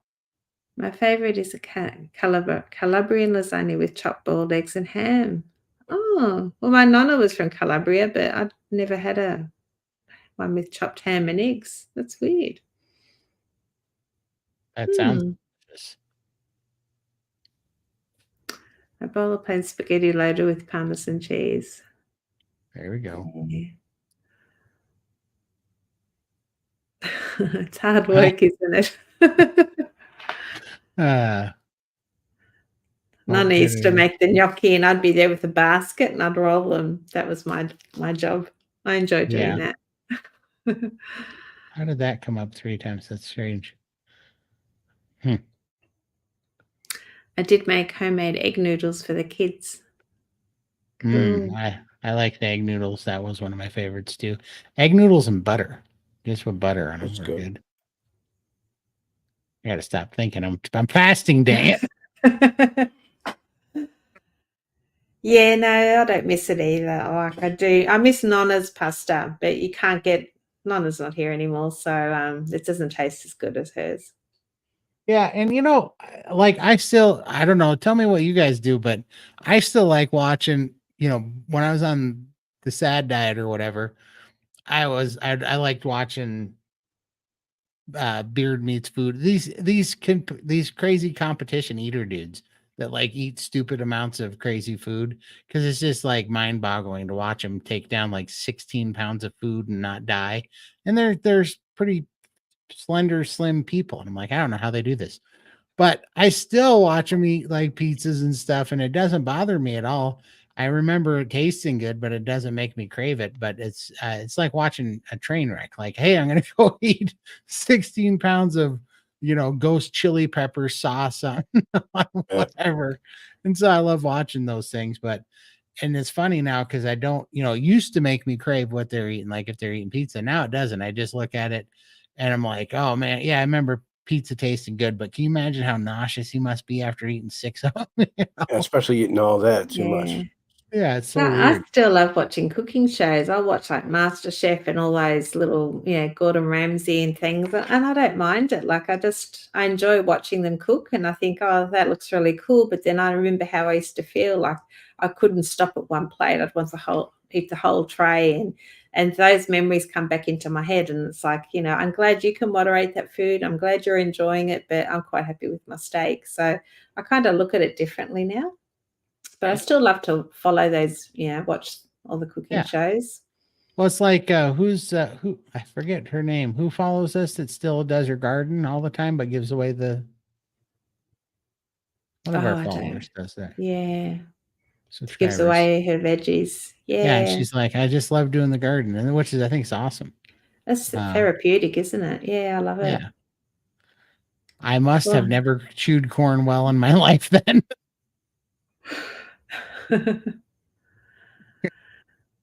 I think Indians, Asians figured out long ago that you have to cook vegetables like crazy to kill a lot of their poisons. Mm. So yeah, and it makes sense, man. Because why are vegetables cooked so much? Why are there, uh, you know, fruit not so much, but vegetables definitely, and spices and stuff. They got dried out, like they weren't fresh and stuff. It's like people knew back then you had to dry out the spices, you had to do certain things to not get sick, that there's ways you could safely consume them, ways you Yeah. couldn't. Very smart people. I was talking to someone the other day, I can't remember who, and we were talking about, like, with our Italian culture, we've got a lot of family in Italy, and most of them are pretty lean. But then on our side over here in Australia, they're all quite big, and it's like, I think back in Italy, they make everything from scratch. Whereas here, you kind of take shortcuts, and all the shortcuts have preservatives and crap. I mean, you just buy a bottle of sauce now. We don't get the big crates like Nonna used to in the past. You'd get the big crates, and we'd have like a working bee for a whole day. We'd be sitting there with the tomato machine and making all these fresh homemade sauces. And then you get older, and then you start buying it off the shelf. And Yep. I think that's when the weight sort of piles on because you're having all this extra crap in your diet that I wonder if that's the difference. We're not So, using the whole all, foods anymore. all the processed foods. Yeah. Let's My see. huge Ridgeback used to eat his meals. I cooked, and all that would be left in the bowl was the corn kernels. Clever dog. Exactly. Yeah, they were one of my favorite things to watch for sure. Yeah, I still do. Let's see. I love Iron Chef, Great British Baking Show. I love the creativity. Yeah. Rick, does that charge Mopar? I think he feeds the ducks, doesn't he? Feeds everything to his ducks to fatten them up. Yeah. I think Charger Mopar. I think he does that, and I do think he does do gardening quite a bit and gives it away. Yeah, I used to love that show too. I haven't seen that one. Bar Rescue. Yeah, they go in and they square away these dying bars, that are about to go out of business, and they get them back on their feet and kind of have ultimatums and tell them what they're doing that's wrong. And there's always some sort of drama, but it was always fun to watch. Oh, it's like the Gordon Ramsay ones where he goes and saves restaurants. Yeah, a Similar lot like thing. that. Okay. Yeah, and then they'll do undercover cameras, and they'll find their employees stealing from them and all sorts of stuff, and Oh, the they track them. cockroaches. Yeah, Yeah, definitely like to cook at home now. exactly. I've always watched Lee Shootkever. I don't know. She's an amazing competitive eater. I like her challenges with the beard meats. Food Yeah, dude. Beard Meets Food, dude. Yeah, exactly. I Okay. like both of them. Yeah, Beard Meets Food. He's funnier than heck, but yeah, I like him. And the stuff that those guys eat, and there's that other guy, something Hanson. What is his name? I don't know. The good-looking blonde guy that's all muscular and stuff. Those guys eat crazy amounts of food. It is so silly how much food those people can put down. It's insane. I mean, he ate 16 pounds of food in a sitting in like 45 minutes, it's like, that's insane. What would that be in kilos? That would be like 8.5 kilos or something, or 7.5 kilos in 45 minutes. So are they And large people as well? no, they're not. They're No. small. Matt Stoney is like a small little Asian dude, and he eats more. Like he's in the top like three of the biggest eaters on the planet, and he's a small kid. And who's the guy that's the world's greatest eater? He's Joey Chestnut. Joey Chestnut has eaten more hot dogs than anybody. He does the Nathan's hot dog thing, and he sets all sorts of records. I think he's eaten over 20 pounds of food in a sitting. The guy's Mm. crazy. I'm like, how do you guys not die? And we just look at food and we put the weight on. We don't even have to Exactly. ingest it. Oh, exactly. Elderberry, it's poison. Elderberry. I've heard everybody talking about that it's like a superfood and all this stuff. That makes sense. I bet it is. Howdy, howdy. Hi, Manny. No TV here. That's probably a good thing. Yeah, you're not missing much Yeah. for certain. Oh, We sit down and watch TV every night because my husband likes to, but I've got my iPad and I just do my colouring thing. I'm more involved in colouring paint by number than the TV. I don't Right. really pay much attention. Oh man.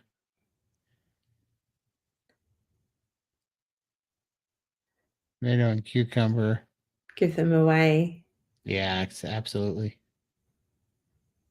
I don't like cooking or cooking shows. That's why I love carnivore steaks in an air fryer. I'm done. Exactly. Exactly.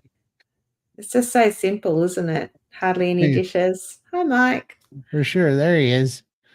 Everybody go check out Mike Shaw TV. He's got an awesome carnivore channel too. How you doing today, Mike? Who you rooting for? And didn't my husband, he just put a thing in WhatsApp about there being a tornado watch or something in Austin? Yeah, in Austin. Yeah, but Yeah. Austin and all that stuff in Tornado Alley, I think that's just called like a Tuesday for them. I'm pretty sure. Oh, Yeah.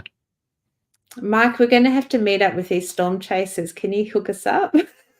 Can you find us one of those dudes with one of those steel Nice. cars that they drive in, the anchor to the ground, Yeah. and you huddle in? Dominator. Yeah. Oh gosh, my husband will be so jealous. We need to do it.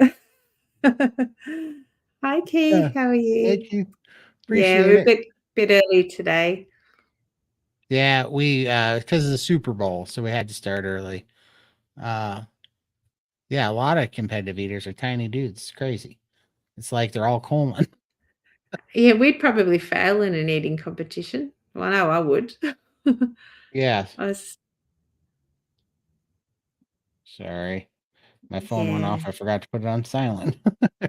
Oh, go Chiefs. We're we're Oh, we're we're rooting for the Niners, so we're on the flip side. yeah. Um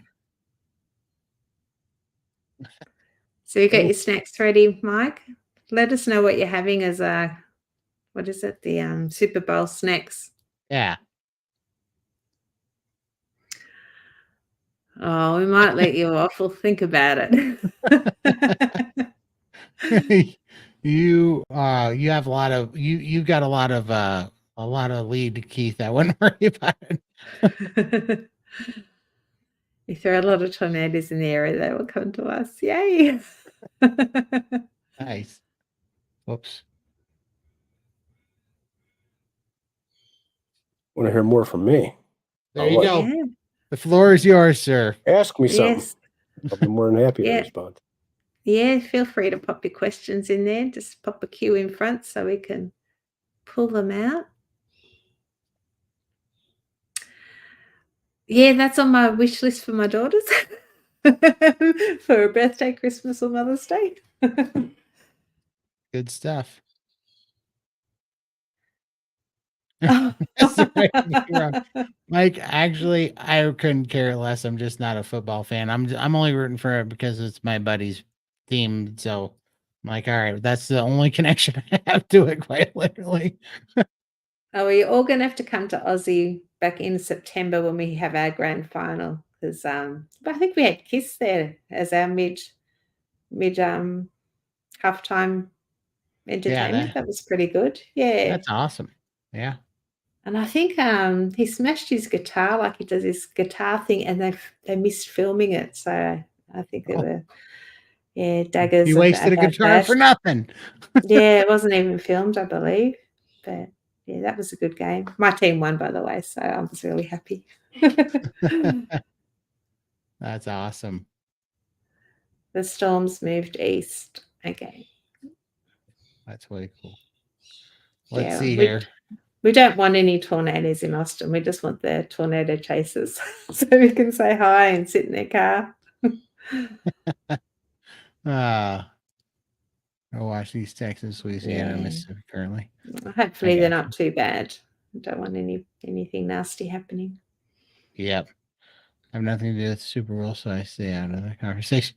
Yeah, I mean, I like the commercials. Occasionally the halftime show, like last year's anthem was awesome with Chris Stapleton. I think that's the best anthem that's ever been sung.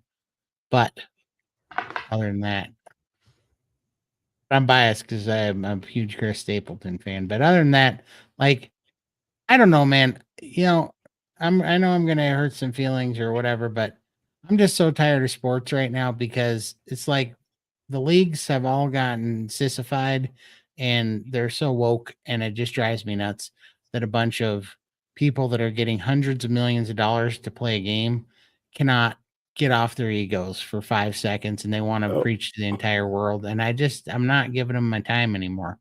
I just like, if you want to sit here and think that you get, everybody watches them for entertainment, and they are like, well, now that I have the spotlight, I'm going to tell you why all your ideas and your traditions are wrong. And I'm just like, all right, well, have fun. I'm never gonna watch your shit again. And that's basically the way I've been for quite a while now. So I don't watch any of it, to be honest with you. We're having eggs and bacon and sausage now. My husband's reading for Star Trek Discovery, Kansas City Chiefs. There you go. There we go. You got a question, Michael. Mr. Michael, would you rather have fatty brisket or a beef dino rib? Also tired of hearing about Taylor Swift, more of the actual players. Exactly. Actually tired. That's why I kind of hope Kansas City loses. The Swift shit. Never had the dino rib, so I don't know how they taste, but I'd like to try one. In Austin? Yeah, we all got it. We're all going to load up on dino ribs in Austin for sure. For sure. It's like, I don't know, for sure. We just got to have dino ribs. Like, I see, you guys ever watch those, well, actually, this question's for Michael. You're supposed to be talking. Why am I talking? Oh, go ahead. What are you going to say? You ever see all those TikToks and stuff where they put the dino rib like in a burrito or like a and they pull the bone out? Yeah, and they pull the bone out and this meat's just left there. Tell me, that is like, I don't know what it is really about that. Oh my God. Every time I see that, I'm like, I'll take 4, please. But yeah, they look delicious. Let's see. Exactly the same with the last World Cup. I didn't watch it because too much work. Yeah, it just is so obnoxious. Like, and this has nothing to do with politics or whatever. It just has to do with, what side you're on. It has to do with having it shoved up your butt every time you turn on the television or try to watch a game. Somebody's got to shove it down your throat. And it's like, I don't care what your politics is. I don't care what the league's politics is. I don't want to hear about it. I don't want it in the sports. I don't want, these people that we pay our money and buy tickets and, buy their jerseys and their products and all this stuff. We'd go do all that, and then they are so willing to hop up there and say that half of the world's politics is wrong, and they pick a side, and it's like, well, screw right off. Watch any of you pieces of crap, anyways. So it just drives me nuts. So Yeah. I have a There's too many long, ads as well. I don't like the ads. yeah, and then the commercialized stuff. It's like it's kind of just turned to debauchery, right? Because you turn it on, and all they're doing is pushing like woke ideology and sugar and shit that's killing everybody. They're drug commercials. They're like consume more, eat worse stuff, have more drugs, and then also be woke. And it's like, Exactly. oh, thanks for the few hours of Yeah. entertainment, so I can get away from it all. It's like whatever, just programming. Have any of you had dreams where you ate something sugary or carby recently or before? I did, ate M&Ms. I definitely did. I can't remember what the dream was about because it was a long time ago now. It was like 8 or 9 months ago. But I remember waking up with the worst feeling because I thought that I'd failed again. Like I was so real that I woke up and I was like, "Ah, I did it again." And then I was elated once I kind of came back to reality in a few seconds to realize it was just a dream. And I was like, "Oh, I didn't screw up." I was actually so pumped that I didn't screw up because I'd eaten something in my dream. And I know it happened to Lindy as well. When I was on my fast, I had a dream that I was eating. And while I'm eating, I'm saying, "Oh man, I'm blowing my fast." And Yeah. then I woke up and then I realized it was just a dream, but it seemed so real. Well, day 4 of my 5-day fast, I dreamt that my sister made me baked beans with peas. I don't know why baked beans with peas. I've never eaten them together before in my life. But I woke up almost in tears, thinking I'd broken my fast. And I think I was half dazed and I actually WhatsApp you guys. I'm like, I Yep. broke my fast. And then I went into my fasting app to turn it off, thinking that I'd broken it. And then I thought I'd broken my fasting app too because the button was missing. But I don't know, maybe I was just Still dreaming, so I was yeah. so traumatized. And then I went to the loo, came back, and then I'm thinking, I didn't break my fast. Well, where's my sister's not here? I didn't eat baked beans and peas. And then I checked the app and there's my button. So I was okay. But I was quite upset by that. And then I had to delete all the messages, hoping you guys didn't see them, but I think you did. I think all it's got to be, like have you ever had a pee dream where you're so tired and you got to pee, but you won't, but you're sleeping through it. So then your mind like messes with you and gives you dreams to like, no, you're fine. You can pee. You're at the toilet now or whatever, It does that to you. I swear that the M&Ms and the junk food dream is just like that. Our crafty little addict minds are like just trying to trick us. Like, no, seriously, why don't you just go, because who was it? Was it Rochelle saying she slept walk and ate while she, like would binge while she was I think asleep? so. Yeah, Coach Rochelle. Yeah, like Yeah. our minds are crazy. Like these addictions are so strong, like our subconscious. Well, I mean, just like Dr. Chafee, remember he said that when he was at home that he ate like a cauliflower dip tray thing without even thinking, and he'd been carnivore forever, but he just and it was there, and like just subconsciously he just grabbed one, put it in his mouth, and then he realized he just had cauliflower in his mouth. I can kind of relate to that because it kind of gets that way, but it's a good kind of demonstration of how strong sugar is, how strong these addictive foods are eating. They are drugs. Yeah. Aussie rules get on with it and non-stop carnage from start to end of game. No play fluffing about. No padding, just hardcore football. Yeah. It does look fun. I got to give you that. Lindy and Scott have showed me and Michael some of it, and I'm like, this is a freaking hoot. Yeah, we watched some of the grand final, last year's grand final, so it was a good game. For sure. Um, Absolutely. I believe the Tyrannosaurus, if I'm not mistaken. Or the Beefosaurus. Yeah, I just get little beef short ribs. They're tiny and they taste delicious. I really love the flavor. Yeah.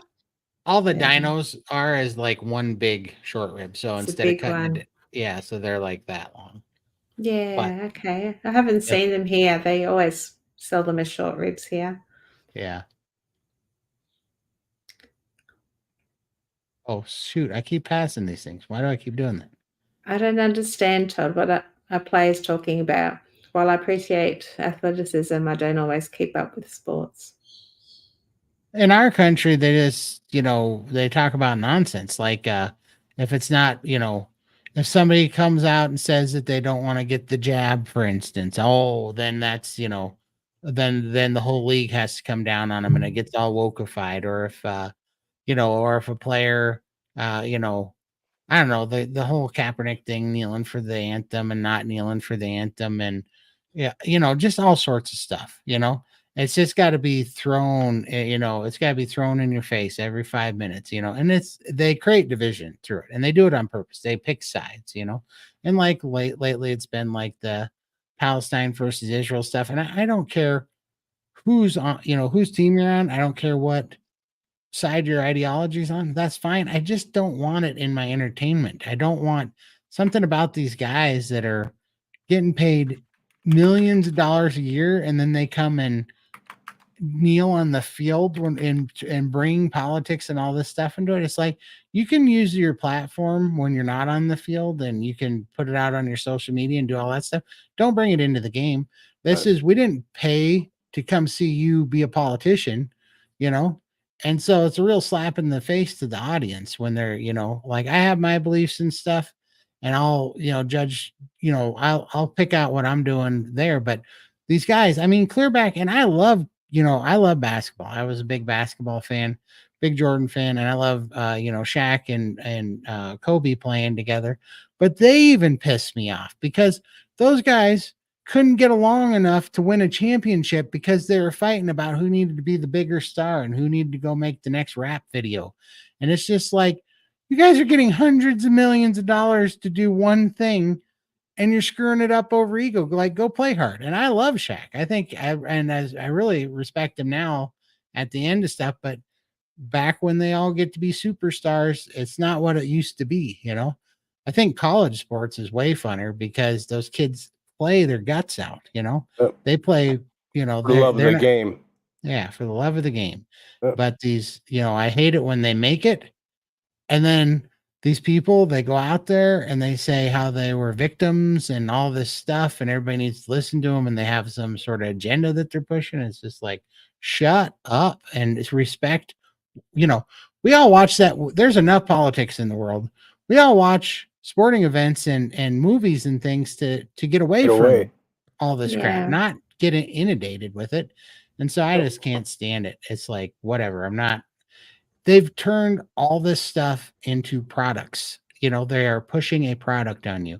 And if it's not sugar and drugs and all this stuff to normalize being sick and eating terrible things that are going to make us all sick, then they're trying to push some agenda for some political reason. It's just like, so tired of it. Just get shoved down your throat. I used to be into rugby and rugby league, not anymore. You're too busy riding your bike, Keith, out there along the beach. Exactly. Yeah, see, B-Dog knows exactly what I'm talking about. So, sorry, did I mince words again? I like to watch sports for the sport. Politics in a different level to me. Absolutely. Yeah.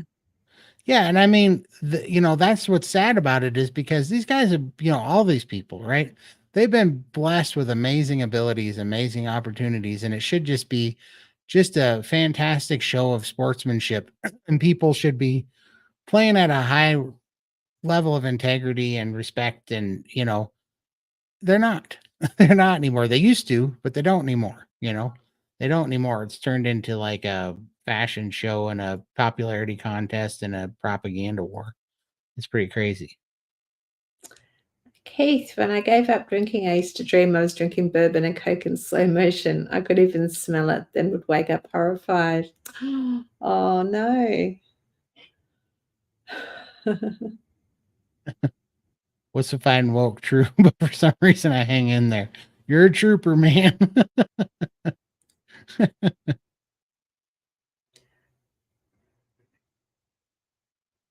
They talk about BLM and stuff. Yeah. They can That's let the us only know. BLM I'm talking about. Right.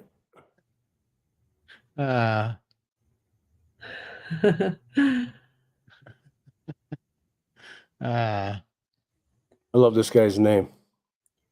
Damn it, Jim, I'm a carnivore, not a doctor. Doctor, that deal.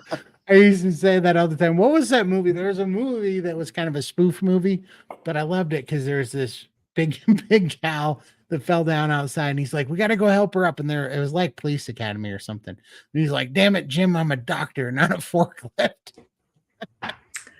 I recognize the icon though. Who's in disguise? Your picture. Not Was sure. that Mama Cracker? She changed her name, or I'm not sure. I don't I recognize. don't know. See, We'll see who.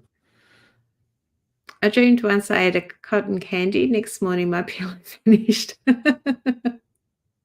Exactly. You know, I did OMAD for 9 months when I was first carnivore, and it was super easy. And then I went back to, tried to do an OMAD again after fasting, and I was so hungry, I about ate my pillow that night. I say that all the time, but it's real. Like I woke up Yeah. and I had a piece of my pillow in my mouth. I was like, "What is going on?" I have to eat this bamboo pillowcase. Hi, Shelley. Morning, everyone. Since priming, I've kept keep having dreams of my favorite chocolate. Chocolate. Yeah. So, as a Black woman with a whole history of living in the South, I don't care if they're speaking about BLM, especially since many of the athletes are Black and impacted by discrimination. Yeah, and I don't care if they speak about it either. I just don't want it in the game, like on their platforms and stuff. And it's fine, but if it holds up the whole game for one person's belief or another, that's where I just get a little bit annoyed with it. And it's just like, fine, I'm just gonna stay out of it. Watch my own things that I like, and just stay out of the politics. It gets annoying. Good morning, good morning. PK, there we go. Yeah, exactly. That was a good one.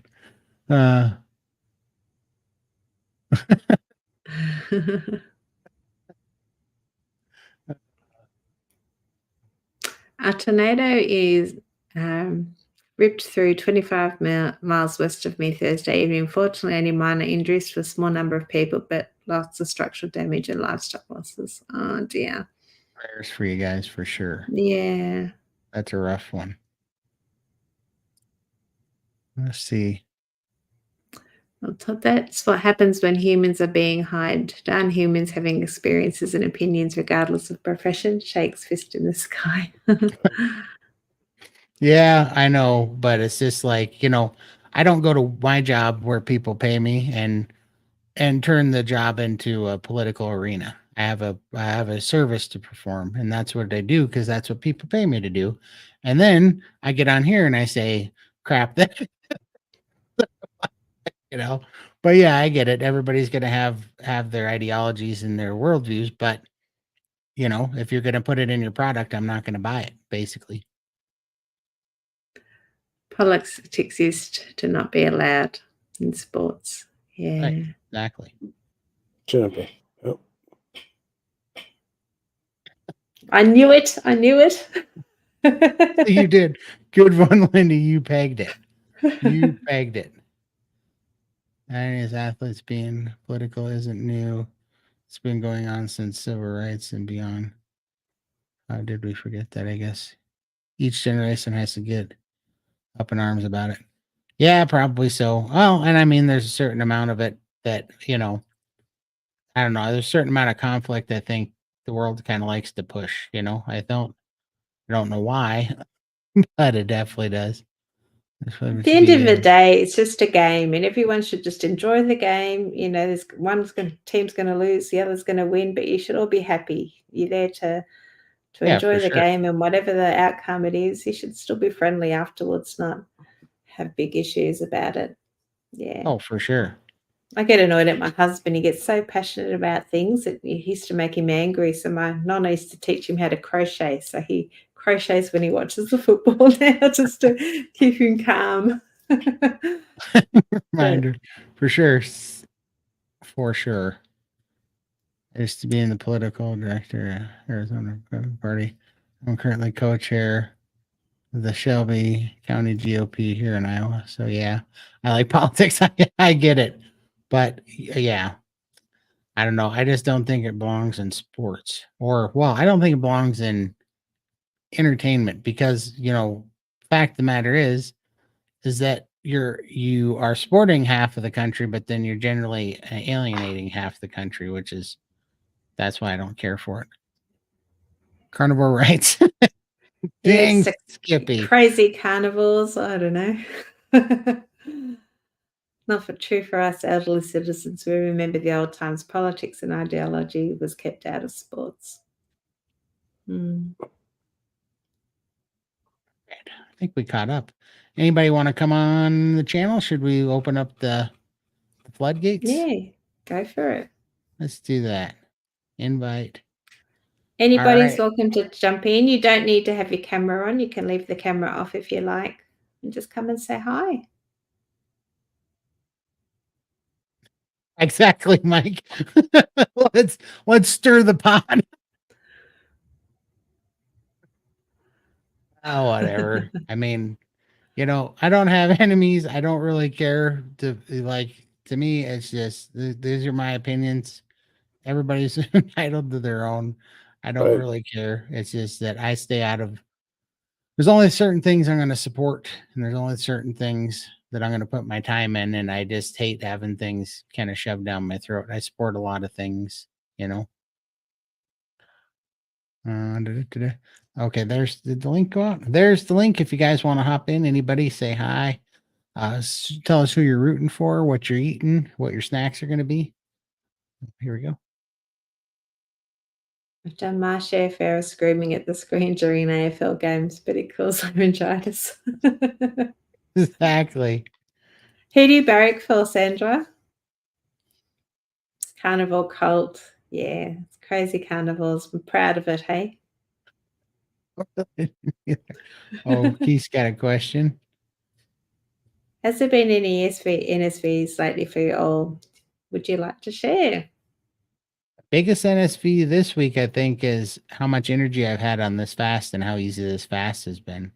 This 84-hour fast has just been like I literally haven't been hungry at all for pretty much maybe at hour like 11 and 12, but other than that, it passed after hour 11 and 12, and I haven't had any hunger whatsoever, even cutting up all that steak. And then I had a crazy amount of energy this week.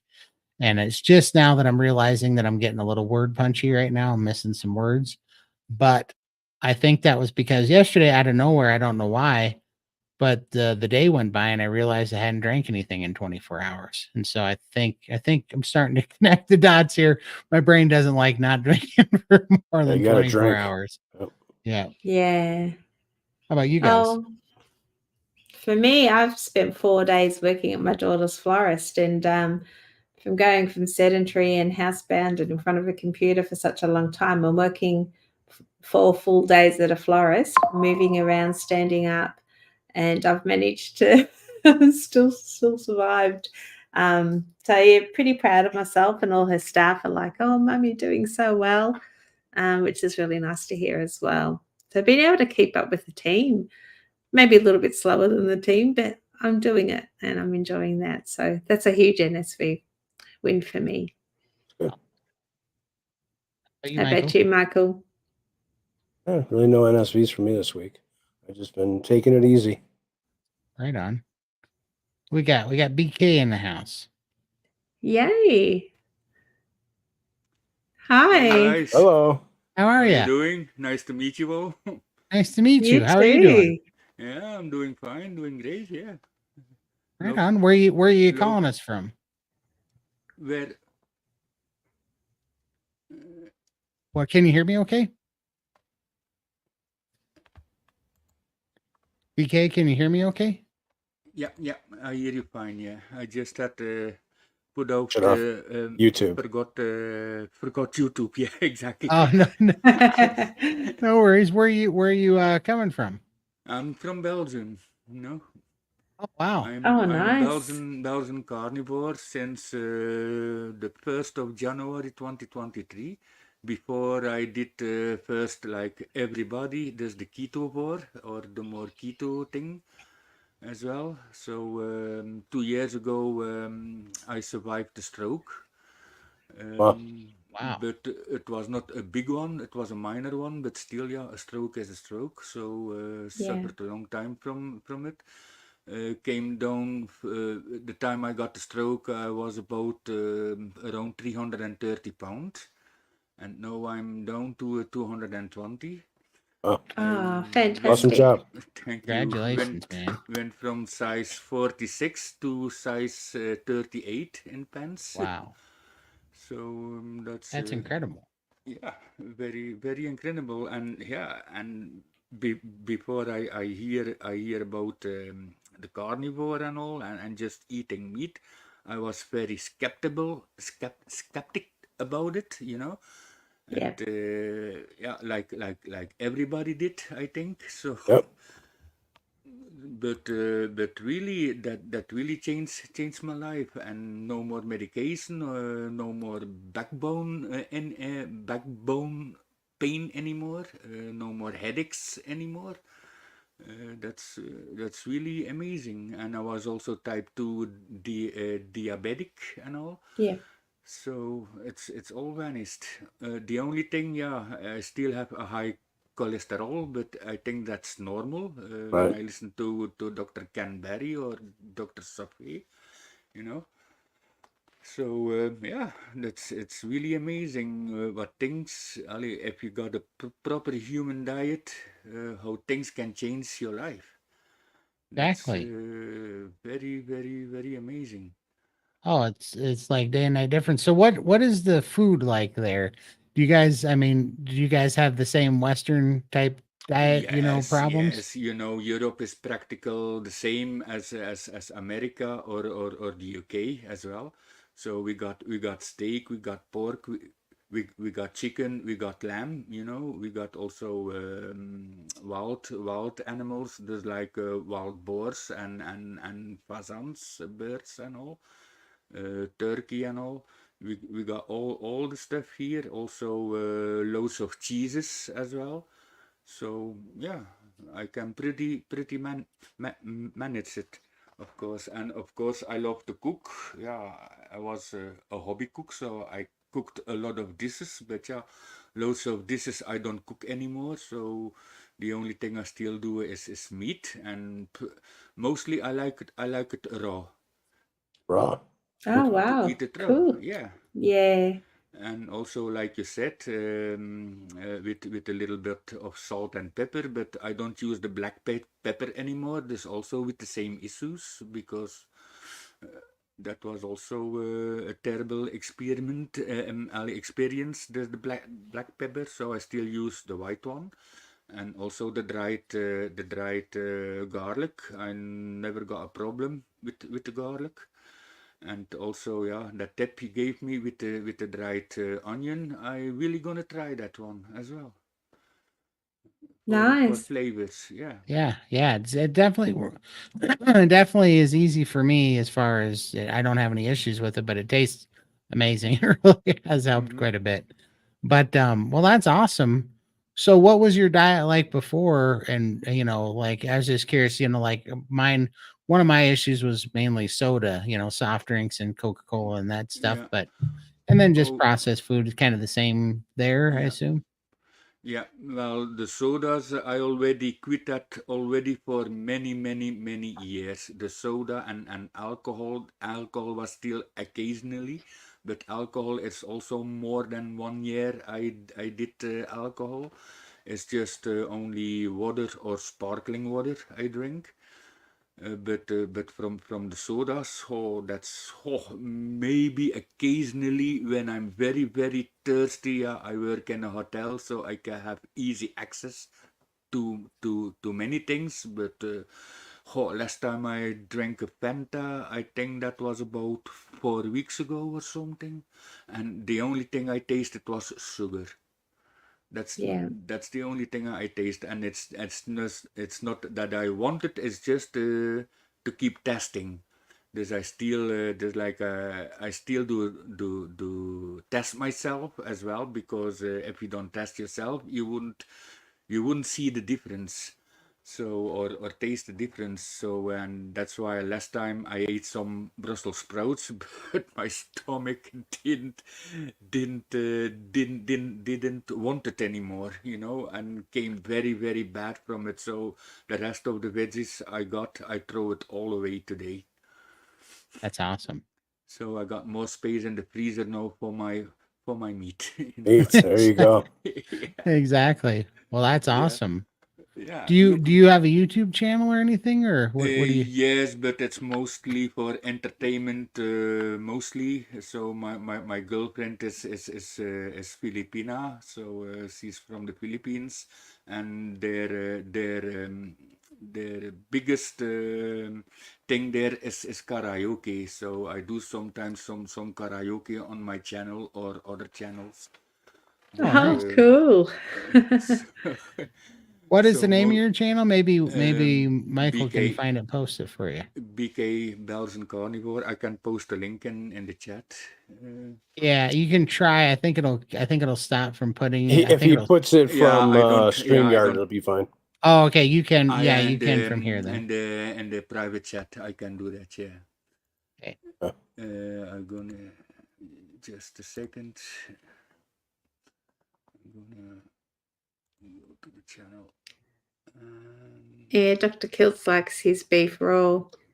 I found that I am actually starting to like it rarer and rarer as I get on. 2 years now. Yeah. Like we do go out occasionally and we order a steak, and I just ask for blue now because they always overcook it too much for my liking. So Oh, I ask for right. blue and they just look at me and it's like, "Ooh." But I love it. Yeah.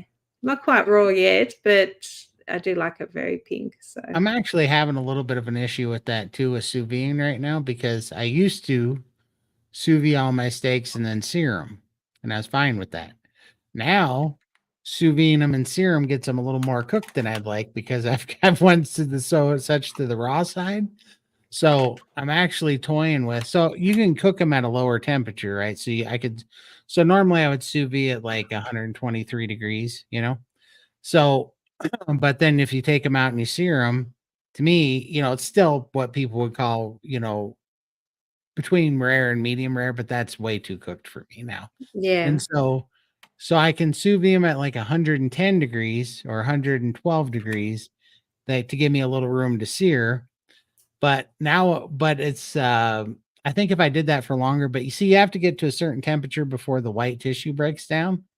So yeah, I played around the other day and I sous vide it at 122 degrees for 3 hours. But then I took it out and I put it back in the fridge and I let it get cool again. And so I let it cool off in the fridge, and then I pulled it out, patted it dry, seared it on a cast iron with tallow. It kept it from overheating on the inside, but it got a real nice sear on the outside. So I think that's my new way to keep Yeah. it from getting too cooked. That sounds nice. I definitely don't like overcooked steak. Yeah. It's Well, it such a makes you waste. so mad it ruins it. Yeah, yeah. Question, is this the first time BK has been on this live stream? Yes, This it one for is. sure. Yes, here. I think I Mm. saw you on Carrie Mann's the other day, and Yes, maybe exactly. yeah. Yeah, I was there on his stream as well. Also, thank you for sharing the channel, and I'm gonna also mention there's also a video that's called the Balut channel. the balut challenge. I don't know if you know what that is. A balut. A Mhm. balut, that's a Filipino specialty, a duck's egg with the chick still in it. Wow. And Oh, that's very, very tasty. But a lot of people, and there's also a lot of American expats in the Philippines as well, and they don't want even try it, you know, Yeah. just for the thought alone. But it's just the thought, and to me, it just tasted like a boiled egg, you know. Oh wow. That's awesome. So you can look it up on my videos, and the title is the Balut Challenge. right. I That's don't think I awesome. could do that because I love my birds. And so I don't like to eat chicken because I think of my little parrots and I'm like those little feet. And yeah, I'm a Yeah. bit of a crazy bird lady. So I don't think I could do that one. I'll eat the eggs, but yeah, Well, look, if you are in a foreign country, at least you try at least their food and their cultures as absolutely. well. Yeah. Absolutely. Yeah. So, but things like eating spiders or dogs or cat, no, that's I'm still not there yet. Yeah. Oh yeah, those tarantulas. Do you see them eating Yeah, those tarantulas? And you yeah, just think, Mm. yeah, yeah. that's a big fear for me. Yeah, what they also like to do in the Philippines, that's eating chicken guts and chicken feet. Yeah, I've seen chicken feet in Yeah, a Chinese restaurant, yeah. but again, no, not for me. It's a Well, the bird, so chicken guts I already did, so that's very tasty. But the feet, I didn't try it yet. So, but for living as a carnivore in the Philippines, that will be no problem at all. And that's also a little bit my goal when I'm going in retirement within 3.5 years from now. I would like to have a little farm, but it will be my little animal farm then. yeah. That would be awesome. Yeah. So Like everybody put in the chat, what's the weirdest carnivore thing that you've eaten? What's the weirdest animal that you've eaten? Interesting to Yeah. see. I've had rattlesnake, I've had shark, and I've had Rocky Mountain oysters, of course. Trying to think. Had pickled pig feet, which people think are weird. That's kind of normal here, though. Yeah, we went to France when I was 15 with my family and we ordered coq au vin and we thought coq was chicken and it was like this big. I think it was pigeon. That's what somebody Oh, told us it was pigeon. And it was I like love we pigeons. thought in our head, yeah, it was chicken. That's what we learned in our French class. But Mm, yeah. I So I love think that might pigeon. have been the weirdest thing. No, it's very common here in Belgium to eat pigeons. Oh, it's not in here's Australia, so Yeah, yeah. yeah, no. Here's a question for you, BK. yeah. I seen it. Yeah. I put my girlfriend last week on carnivore as well, and she Oh, really yay. enjoys it. She really enjoys it. That's awesome. Yeah. So Well, be and done. I also said to her, look, if you still want to eat some vegetable, do it, but don't do it in overdrive, you know. Prioritize the Yeah. meat and then a Yeah, little serve. Yeah. yeah, exactly. So last time she did some chicken soup, and I heard their favorite thing in the chicken soup, that's putting some lemongrass in it. And I said to her, look at an onion and a carrot as well, and it will be, but that's mostly for the taste only, you know. Absolutely. Yeah, Yeah, I think you're right, and B Dog. I bet that is what they do. Is sous yeah, vide it and then put it in the fridge and do it. That makes sense because get the center cooled back down so that you don't overheat it, and you get a better sear on the outside, but still have the broken down white tissue on the inside. Yeah, I bet so. That's a good point. Mhm. Let's see. I enjoy chicken feet. I can't get over the crunch of those things, man. It's like, Still never tried it. yeah. Oh, Mike's man. over here chewing on beaver. That's that's crazy. What'd that taste like? Shark. Yep. Shark. Yeah. I have lots of Filipino friends. The karaoke parties are great fun. Yeah. That is awesome. Yeah, I'm on a lot of karaoke channels with a lot of Philippines and also European and American people that also involved with Philippines, or they are married with one, or they are in a long distance relationship with one. So I've been already there twice, and then with the COVID time, yeah, it's now 5 years ago I went to the Philippines, but this coming September I'm going back. I don't even know what that is. Yeah,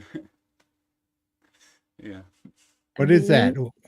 Oh, yeah, I know What, intestines. yeah, what is menudo intestines? And What, I with I with I don't know, it's but I called, I think think it's pronounced menudo, and I've heard that term before, but I don't know what menudo Wasn't intestines. in a group, a boy group back in the 80s?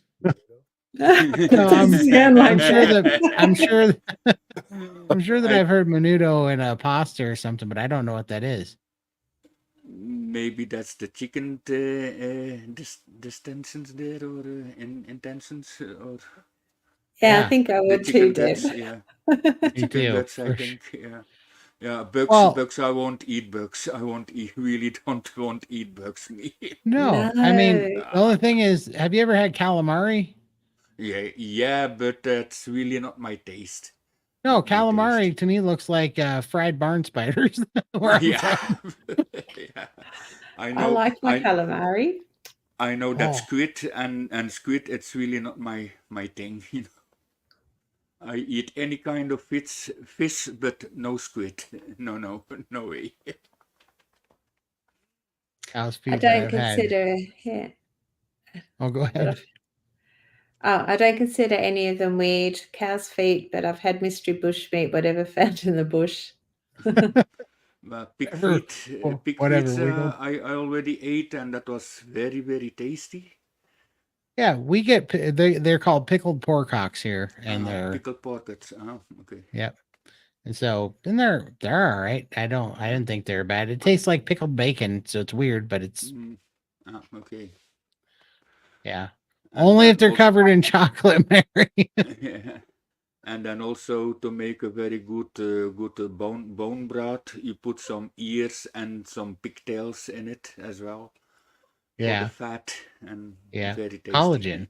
Yeah, yeah. That's if you break that down, that's good collagen. Let's see here. Yeah, so great to hear. Let's see. Oh yes, I've had frog legs. Frog legs are weird. You know what's weird about frog legs is how they're still moving on the plate when you get them.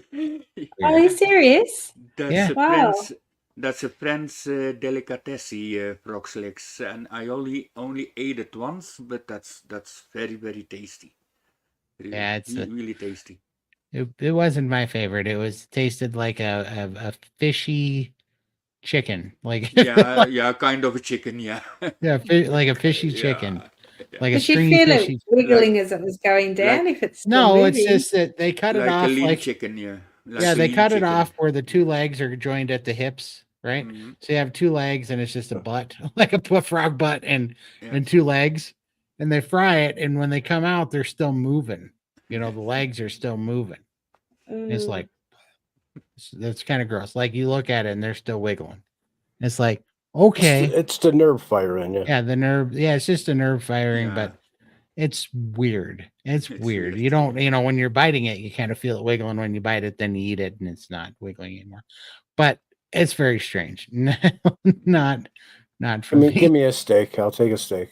Yeah, exactly. yeah, Like, Exactly. yeah. yeah. Exactly. Yeah, I suffered also with the financial problems for many years. So I had to eat the cheapest meat I could get. So like Yeah. from the Lidl and the Aldi meat, you know. Right. But it was still better than buying a bag of chips, like Dr. Yep. Canberry said, you know. Right. So, but yeah, I managed, and now I'm almost financially debt free, so I can buy more decent meats now. Nice. Yeah. So, Do you find you're saving money being carnivore? can you explain it again or say it again? Do you find you're saving money by following carnivore? Do you Yes, have yes, more money? of course, yeah. Yeah. It's saving money on doctor visits, saving money on medication, and Yeah. Oh yeah. also saving money on food, because mostly with 1 pound of meat, I have enough for a day. Yeah. I see people they ate 2.5, 3 pound of meat. I tried it, but that was way too much for me. So Yeah. with 1 pound, that's just good enough, and I can do easily 24 hours with it. I do mostly intermittent fasting, so I mostly eat only once a day. Yeah. Occasionally, I make my homemade ice cream from. I make it myself. This with the full milk and the full cream, the full whipped cream, and two eggs and a spoon of 100% cacao powder. So I make it myself, and then for the taste, I add a little spoon of honey and a little bit of stevia, because cacao tastes very bitter. So it's just break a little bit the bitterness of the cacao, and yeah, I like it. I really like it. Yeah. Yeah, I find I save a lot of money being carnivore as well. My husband and Mhm. I mean, we may go and spend $400 on meat, and that'll last us 2 weeks. Easy. Wow, wow. And you think you used to spend over $100 on takeout one night, Mhm. and then you'd be Yeah, hungry within a couple of hours, and all your snacks on top of that, and it's like, exactly. yeah, So I prefer it's to spend $100 on meat alone, and you are okay for several days. yeah, Yeah. exactly. And also for snacking. So here in Belgium we got dry sausage. So I buy loads of dry sausage, and when I still want a snack, so I eat some dry sausage as well. And what I also do, when I deep freezing beef or grounded beef, I always make burgers from it. But yeah, I can't eat all of it, but I still use it as a snack as well. Nice. I So, had snails once, tasted like garlic river. oh, yeah, snails. I like Like I, I rubber. don't, I I don't like be the like sea eating snails. snot. I'd rather eat snot, I think. I like the sea snails. That's Uh, funny. That's a good description. What is the actual name of snails? What is it called? escargot. Escargot. Escargot. Yeah, Yeah. I'm yeah. living next to France, Yeah, for sure. and it's also the language in Belgium is Dutch and French, and also part German as well. We used to get a lot of snails in my aloe vera plant at the front. So we bought these little containers and you fill them with beer, and apparently that attracts them, and they get so drunk that they end up drowning. That's the only way to kill them here. I'm a bit of a Never, savage when it comes to snails in my garden. Sorry. never heard of that. It's strange. But Yeah, at least they're going to die happy, aren't they? Exactly. Here's a question for the primers here. You want to go first, Lindy? When you guys prime, do you really eat till stuff 3 meals plus snacks? Do you put on weight? I can't prime like everyone else because I've had the lap band surgery, so I have to eat smaller meals throughout the day. So I don't eat till I just eat until I'm full. and then a couple of hours later, I'll eat a little bit more. So it might only be 5, 6 bites of something, and then just move on. So I don't put on weight, but as I'm getting closer to my goal weight, it is getting harder to lose weight. So it's not as quick anymore. It's really slowed down. So The only way I still use weight, that's if I do more than 1 day fasting. Then I still losing weight, but this for eating, prime this. I still eat until I have enough, but yeah, it's really not that much. But I'm still do some snacking as well. But only meat after this, like you said, this little bits. I was also at the point to do the gastric bypass, but 1 day or 2 days before for the date, I cancel it, and Good. I'm still happy I didn't do it. Yeah. Still happy. yeah, Best it move would you have can caused make. Yep. a lot of more complications for you now. Like, I Yeah, regret doing this. If I had have known about carnivore back then, my I've life got would be so much different. Yeah. I got All of ours. Yep. I got two sisters that did it, and one sister got no complication, and my other sister still got one complication after the other. And also the way I changed my thoughts, because I went to a restaurant this with a couple friends. There's a man and woman, and that woman, she did also the gastric bypass, and when she started to eat, she couldn't eat, and she always like do like that. And I said, look, if it's like that, I don't want it. Right.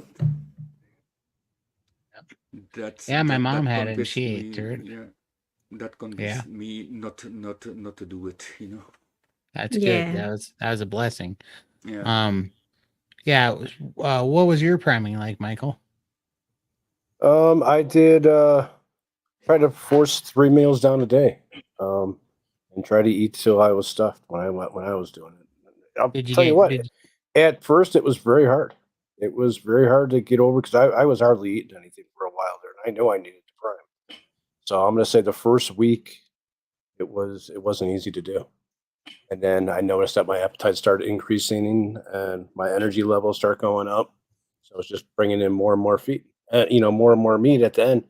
And then by the third week, I had no problem. I wasn't suffering at all of eating. And that's when I started my fast.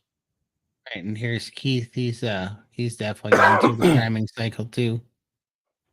Yep. Priming helped me to speed up my metabolism, and now it's on fire. So glad I have priming a decent go. Yep. And yes, I gained a little weight, but it's all gone now. Exactly. Yeah, it's Exactly. all about the healing. You need to focus on healing your body first, and the weight will Exactly. just fall off later when your body feels safe to let it go. Don't let the Exactly. scale control you. Your weight's going to go up. It's going No. to go down. Just what you're doing is the best thing you can do.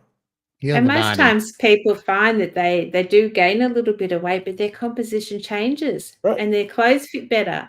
And it's like, hang on, I've just put on weight, but Yeah. things fit better. Yeah, You but just the can't most trust weight. the scale. Yeah, but the most weight they gain, that's mostly muscle Muscle. weight and bone density. Yeah. Right. That's the most. And that's Burn been weight. yeah, that's literally been my experience. So the first 5 weeks I primed, I absolutely ate 3 meals a day and I was stuffed. I was miserable stuffed, especially because I had been for 9 months. I'd been doing OMAD and I was down to 1.25 pounds of meat a day. And I just was, starving myself because I had plateaued at 7 months. And so I pushed it to 9 months trying to get my weight to move and it wouldn't move. And then I realized, oh, it's because, I got tired. I was moody. I Yep. was having cravings and stuff. I was not a happy person. And I realized, oh, I really did hurt my metabolism because I'm under eating so much and I'd done it for so long. So then I did the priming. Like I say, I joke about it, but after 3 months of priming, I went back to do an OMAD that I'd done for 9 months. It was like super easy. And I about ate my freaking pillow in the night because I was like so hungry. I couldn't do one. And then I was like, oh, this is what it's supposed to be like. You're supposed to have a metabolism. Your metabolism's supposed to be running at a high level. And then you can really work on, burning some body fat and running off of some stored, some stored fat. And so, yeah, to me, it's imperative to do that. And I gained weight. At first, I lost weight, but then I gained weight, and I gained like 29 pounds. But while this was going on, I lost 2 shirt sizes and 4 pant sizes. So it's like, who cares? Who cares what the Exactly. scale says? I just look at Yeah. it like we really are a product of what we put in our body.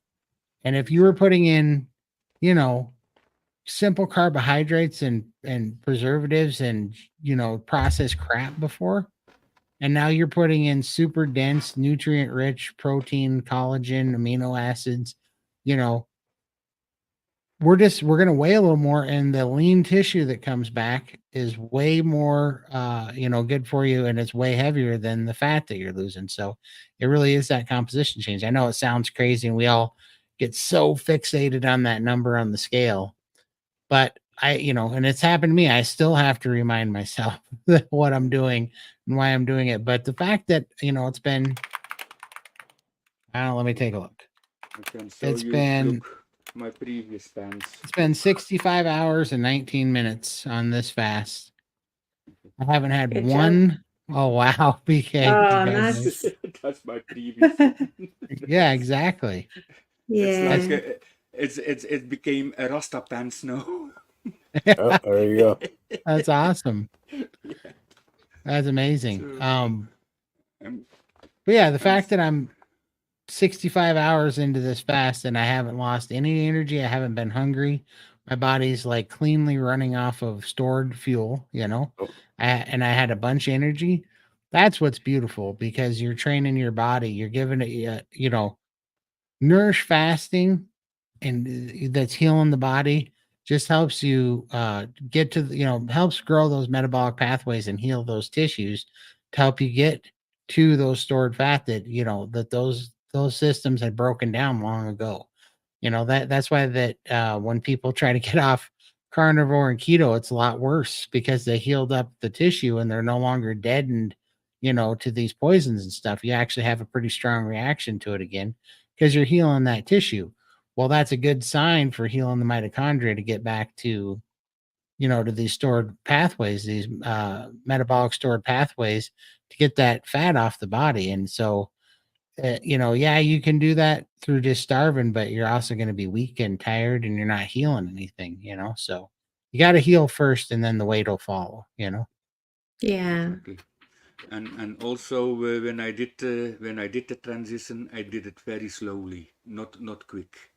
I did it slowly, the step by step, just cutting out things little by little. So that's how I did it, and overcome the vegetables, You're missing out, Bliss. The wiggly frog legs. It was dinner and a show. Dinner and a show on the plate, tap dancing. Turtle stew come with their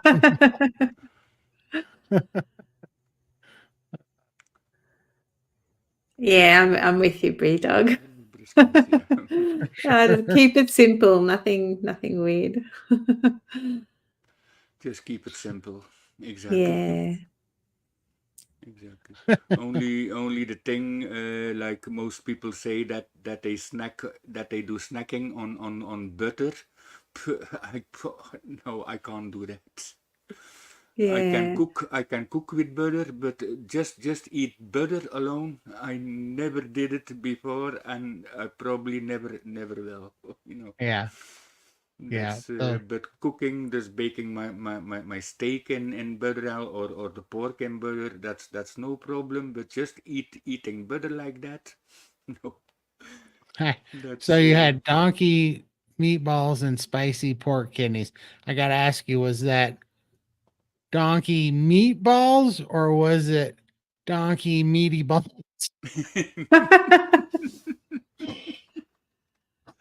Yeah. I think I've had. I think it's the meatballs, not the meaty balls. Just wanted to clarify. For sure. Yeah, Dr. Kiltz's ice cream. Yeah. Yeah. Okay, Yeah, I'm a cycling Cycling. fan. I watched the Tour of Flanders. Belgium is Belgium. beautiful. Yeah, it's a Mm. beautiful country, but it's in politics as fucked up as the United States as well, you know. Yeah. I do motorcycle. I do a lot of motorcycle rides. I like to do the farm roads, you know, with a lot of turns, you know. I driving a Honda Shadow 1100. It was made in the USA as well, that motorcycle. But yeah, I love the ride in the Flanders fields as well, or even in the Ardennes. I like the ride there as well. So Right on. That's awesome. See you, Mike. Have yeah. fun. Hope your team loses just because Yes, yeah. something to Yeah, root for.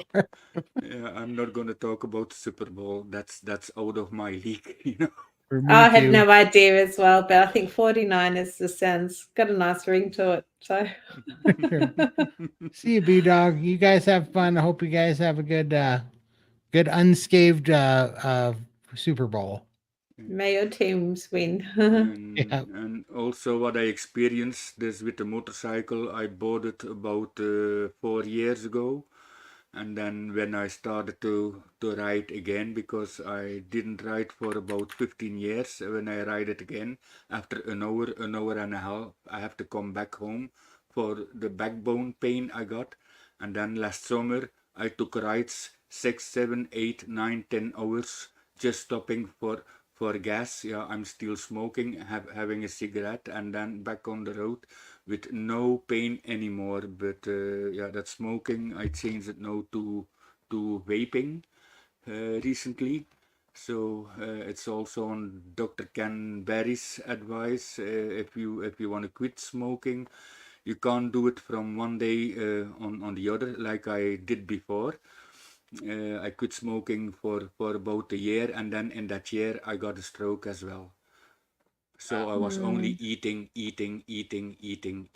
and that was the wrong thing to do. And also a specialist said last time to me, yeah, but quit smoking without any help or advice from one day on another. That was a very bad idea. So after the stroke, I said, look, if I'm almost died from the stroke, okay, I started smoking again, start losing weight as well of smoking, but I'm not gonna praise the smoking anymore. But then after shortly after I start then the Carnivore, and that was from Dr. Eric Westman. I don't know if he's familiar with you guys.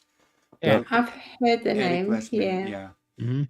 Yeah, and through him I started first the keto, and then discovered Dr. Ken Berry, and then a couple of months later, there's now I'm more over 400 days on carnivore alone. Also with little cheats as well, because I still work in a hotel. I still eat some cheese, some grilled cheese sandwich, but that's very rare, you know. Yeah, Very rare. I can start manage to keep of the foods at the hotel I work. for If sure. Yeah. if I still can lay my hand on the salmon fish, I will take it. But for the rest, no, it's over. Mm. And For sure. then also before, yeah, the diets I did before, yeah, I lose weight, but I gain it as fast again after 2 3 weeks. But most diets didn't work as well, and And I no, think the difference with this one, it's not a diet for us, it's a yeah, lifestyle. This is it for yeah, now. We're not going back to how we used to eat because obviously exactly, we would put everything back exactly, on and get all our ailments back. So this is a exactly. lifestyle for Yeah, us. I'm Yeah. I'm I'm still going up and down, but before it was up and down like that, and now it's Yeah. up and down like that. Yep. Yeah. I Yeah. can gain 2 pounds, but I can lose it easily as well. No. Yeah, you can maintain it now a lot easier. Exactly. Yeah. Exactly. And I'm also not a big, a tall guy. I'm only 5'7". I still got my belly. Right. And also before I got a lot of skin rash, and that's almost all vanished now. Look, you can maybe see the spots from it. But Right. it's all vanished. That skin rash here. But look, he still got a little belly. But I Right. don't mind it. I don't mind it. Yeah. My girlfriend say it's her little pin cushion. She said. So Yeah. yeah. So Shelley, finding priming hard in 35 degrees, 95, I think it's Fahrenheit, degree heat, not sleeping well because I'm too hot. Yeah, I didn't know whether it was hot or cold last night. I kept throwing the blankets on and off. It was awful, but I'm loving smoked salmon just with raw egg yolks, and I salt the egg yolks really well, and it kind of goes a little bit hard like mayonnaise, and then I just smear it over my smoked salmon, and it's really refreshing because it's cold. And you could also do some hamburgers and stuff and pop them in the fridge and just have them as cold meat. Definitely much nicer than trying to heat the house up and cook in the Eating something summer. hot all the time. Yeah. Yeah. Exactly. That's what I mostly do as well. I cook the meat, I let it cool it down, and then put it in the refrigerator. And mostly the day after, I start to eat it, and it's a much better taste. And what I also mostly not what I sometimes also do, that's just boiling the meat. Just boil it and cool it down and eat it. It's very tender. Very But if you're tender. priming, I wouldn't be having really large meals because it is uncomfortable when it's hot. Just have do what I do and graze over the day. You're still Yeah. getting your food in. Just draw it out a little bit more. Have 5 or 6 smaller meals, and I think it's a bit more manageable when it's hot. For sure. For sure. All right. Everyone's leaving for the Super Bowl. I hope I know. it's gonna That's be what I'm a reading. good, I'm trying to a make good sure. game. They're probably all gone by now. There we go. I love frog leg cooked in butter garlic like scampi. Wow. Yep. Everybody's out of here. They're going to the game. Yeah. See you, Bliss. Yeah. About that WhatsApp carnivore group, I discovered that one through UK Carnivore. Okay, yeah. Paul is his name, and yeah, I like it. For sure. I can imagine we get quite busy. I know my WhatsApp goes off and there's only, 4 of us in the group. Right. Some days it's like you can't And concentrate. I think they are now about 70 or 80 people in that group, I think. Oh, wow. And the chap is keep moving and moving and moving. I can't keep up with it anymore. Yeah, we call them. So I'm in Montana. We're in the Rocky Mountain Range, and we call bull balls Rocky Mountain oysters here. Oh, you That's are in the funny. Hannah, Montana area. Well, definitely the Montana area. She stole that name, and it's we don't claim her. Just so you know. Yeah. Okay. Let's see. Gave I up gave up smoking 10 years smoking. ago. 10 Oh, years ago. You go. 10 You got your years ago, glasses but now. I've lost my job. I'll sit here and relax. we're still hella addicted to vaping, Yeah. but I'm Well, I make my own juice. I'm doing it now 4 days without tobacco, but I switched to vaping, and I only use 12% nicotine, and in the tobacco it was 28% nicotine. So I'm still afraid if I'm gonna quit smoking that I'm gonna gain weight again. I'm still afraid of that. For sure. So that's why Dr. Wasmund, I still do some vaping with nicotine in it. And here in Belgium we can also buy the nicotine plaster, but I don't want to use that because I hear a lot of stories about skin rashes on it, or you call it an allergic reaction from people by Yeah. using these. So I've and never I actually smoked before. So if you do give up smoking, is the weight gained because of the nicotine, or because now that you're not doing the think smoking, in it's just you're eating more? I think in my case it was the metabolism that changed it when I quit smoking. So the metabolism instead of fast went very, very, very slow. Yeah. So So that's and probably where priming would help, because Todd gave up his chewing habits just by priming, and it's just suddenly something in your head just switched off, and it's like, I don't want to chew anymore. Isn't that right? Yeah, that Yeah. totally did. yeah, Yeah, and and I had no plan on quitting either. and also yeah, there's a smoker. There's always got a cigarette this in their hand, so always doing Yeah. like that. But when you take that away, what he's gonna do? He's gonna take snacks and doing that, you know. Yeah. Got to Well, find that's something else to replace it. You put a Yeah, pencil in your hand. exactly, Yeah. exactly. Piece of yeah. wood. Yeah, that's what Yeah, people do. And It's like well, us in front of the TV. Every night we'd sit there and we'd order menu log and have all the yeah. snacks delivered to us because it was habit.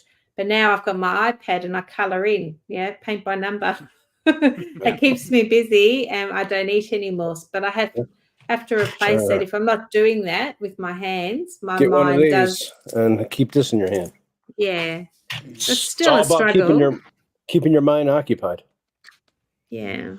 And can also tell you, I quit already many addictions. So I was also in the 90s very addicted to hard drugs. There's like cocaine and speed. There's meth or meth, you call it, and also cannabis. But I quit Is it all. that red stuff they chew on over there? Have you seen that? I might be thinking of the wrong part of the world, but there's like Yeah. a red like cocaine that they chew on where it dyes your teeth red. Well, I don't know. I'm not familiar with that one. I never used it, but I used coke and meth and cannabis. And the coke and meth is already more than 24 years. I quit Mm. it, Oh, and awesome. the cannabis is just I think about 2 weeks ago. I did my last one, but cannabis mostly use it for the pain I suffered with. But yeah, I don't have pain anymore, so. I just did it my last test, and when I smoked my first joint after a month or two, I didn't smoke. I smoked my first joint again, and then I said, "What the fuck did I do again?" You know. I That think was that is right, Sarah. I think that's what that stuff is. That red stuff is the beetle or betel or whatever you call it. oh, no, never done that. Never done that. Never heard of it before. I saw it because there's somewhere in it in like India or something where everybody's kind of hooked on that stuff. It's pretty crazy. I saw it in a documentary, and everybody's walking around with chewing on this stuff, and they have red teeth. It dyes their teeth and lips red, but Oh, everybody's like hooked on it. no, I'm It was not familiar with that one, and I don't want to be familiar with it as well. You no, know. for sure. We all got off of our Yeah, addictions and our it's crap, all it was already hard enough to get rid of all my addictions. The most easiest one to me, that was the alcohol. Never got a problem to quit, and no, never did any harm to me when I quit alcohol, or never got a cold turkey from it. From Yeah. the speed or the meth, that was a different story. When I quit meth, I still used for about 3 months after cocaine, because of the headaches I got from the meth and the cold turkeys, and then 3 months later, then I quit the cocaine and then kept still smoking cannabis. But from the cocaine, I hardly got any problems with it. And then the cannabis, yeah, that's only a mental drug. So that's also very easy to go off of the cannabis as well. Maybe I'm still gonna try some CBD. I don't know. I'm still gonna decide it if I'm still gonna do it or not. But no, yeah, the most worst addiction, they are only two. That's tobacco and sugar. These are the two worst addictions to come out of. I Right. experienced, yeah. And especially the sugar. That was a 7-day headache I got Mm. when I quit the sugar. 7 days. Oh, that was terrible. And smoking, yeah, that's if you can if you can survive the first 3 months, then normally you must get totally rid of it. So Right. That's incredible. And it's I just swear it's because our bodies heal, you know, and it makes it work, it makes our body start taking control, back at the wheel yeah, and steering it. Because yeah, I agree with you. Nothing was worse out of all the things I was hooked on. Sugar was the hardest one to quit for that's the sure. hardest. Yeah, and for me it was sugar and tobacco. Yeah. The rest, no problem. Worse than sugar. Yeah, it's the beetle nut stuff I was thinking about. Yeah, it's crazy. Okay, I think it is organic speed. It's crazy. I agree. Let's see. Oh, nice. You're getting down there, Sandra, then.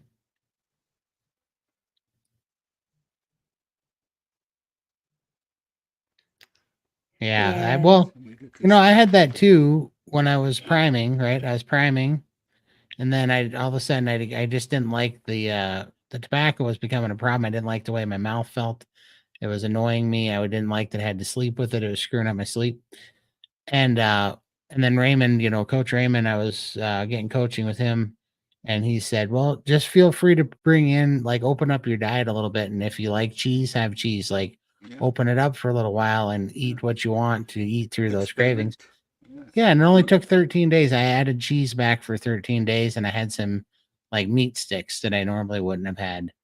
And I ate those for 13 days, and that was my oral fixation for those 13 days. And after 13 days, it was just gone. And then I had to ease off the cheese for another couple of weeks. But after that, that was history, and that was all it took. And I chewed 2 cans, which was about 80 milligrams of nicotine a day. You know, Oh my. so yeah, it was ugly. I was spending $18 a day on chew a lot of times. Mm-hmm. So yeah, it was crazy. And, that was October 26th was when the last day I chewed after 26 years. And I don't have a single problem craving nothing with it Hmm. for That's good. sure. Let's see here.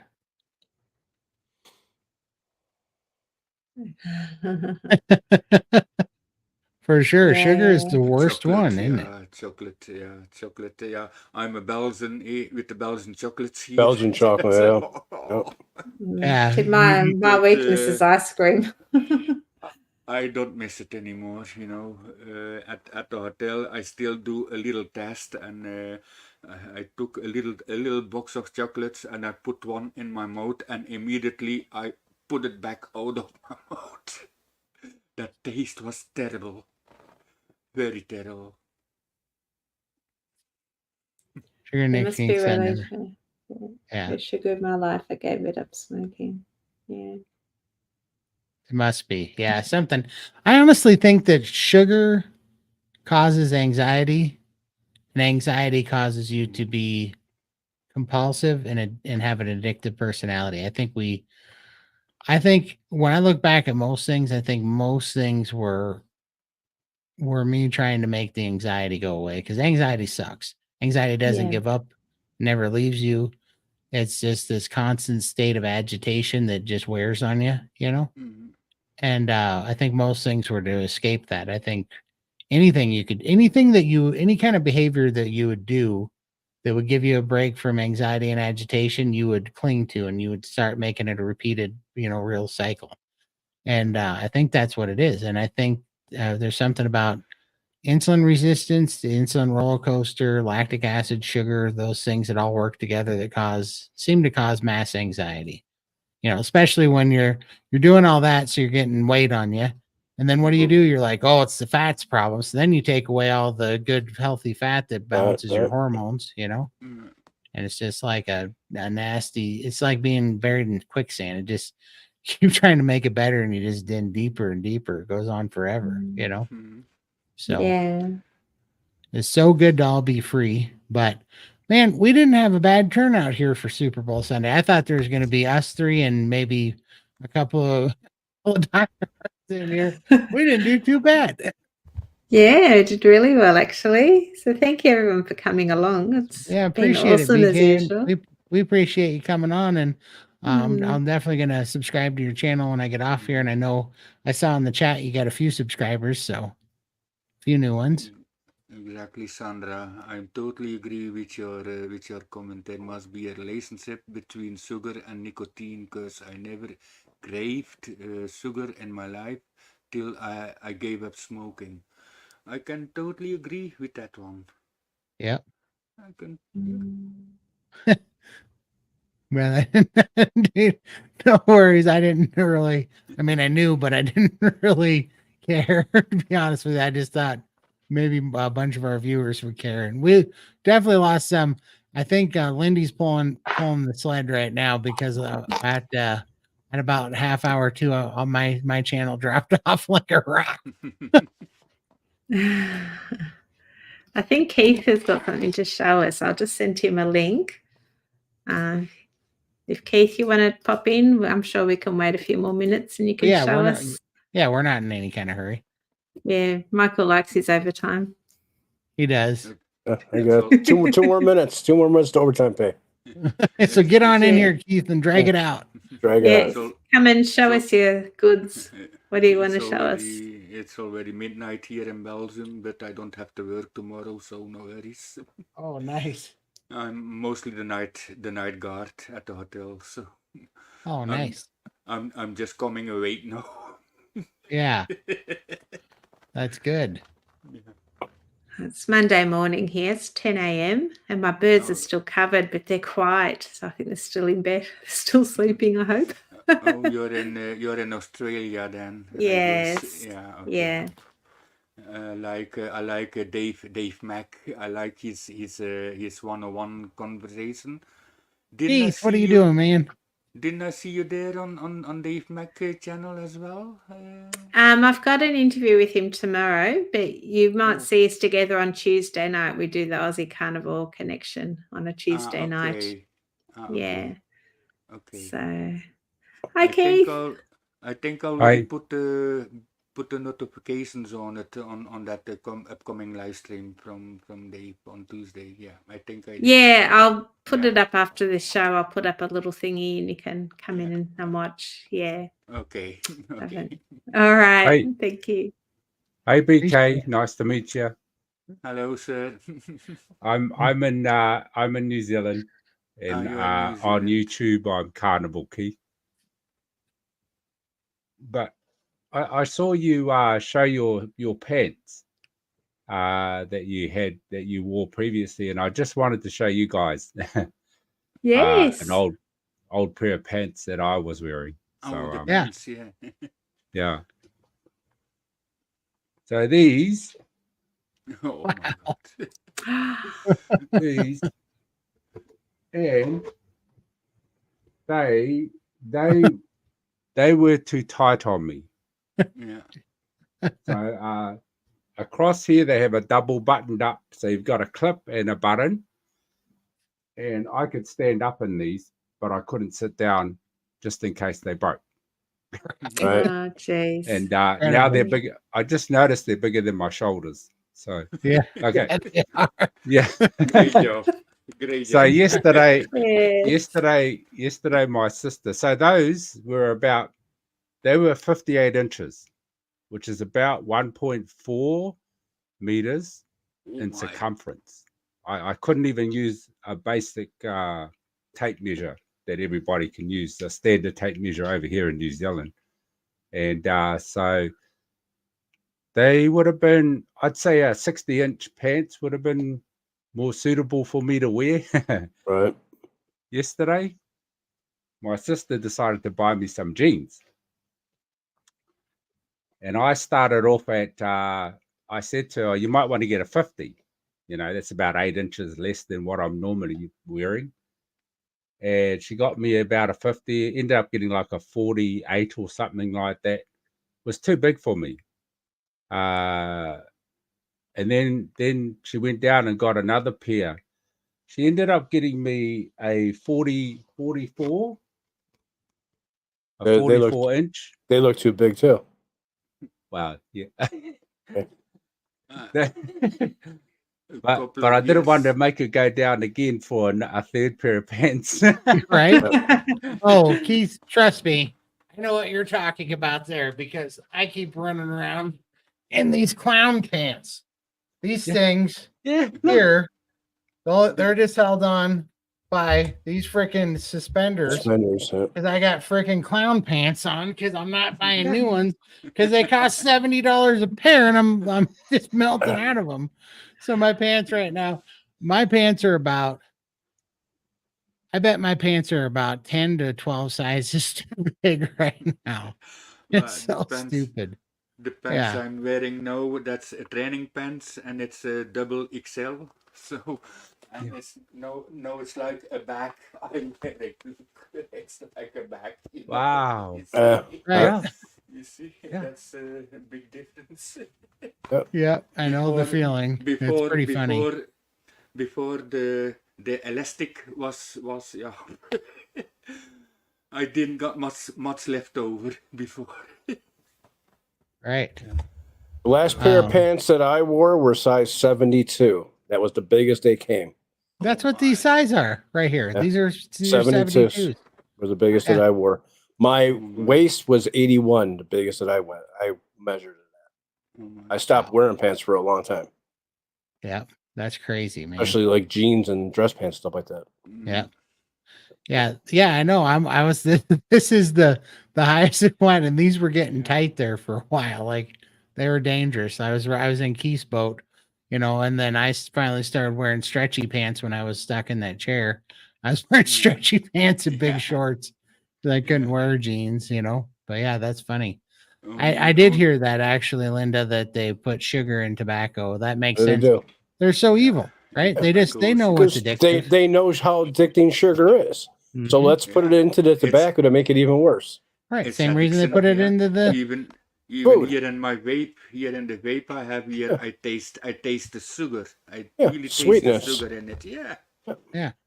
I really taste it. They're absolutely doing it.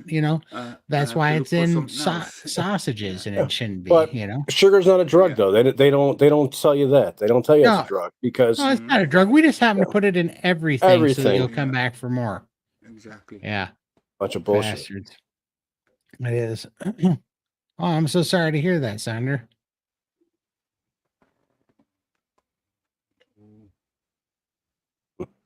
Oh no, yeah. Yeah, after a certain, I think that's a little bit normal, but keep it as low as possible, Sandra. For sure. After For a sure. certain, that's pretty much more normal that you still need to take some morphine. I will be glad I still got some morphine then as well. Yeah, it takes For sure. time.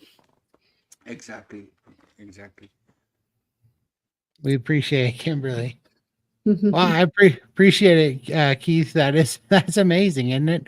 We gotta save these old clothes. My Josie was helping me fold laundry the other day, and she goes, "What are you gonna do with all these old clothes?" I'm like, "Keep them and use them as giant air balloons or something." But I got to keep them for a while to show everybody how big those were, because now it's comical when I look at them. I'm like, "Can you believe that was normal?"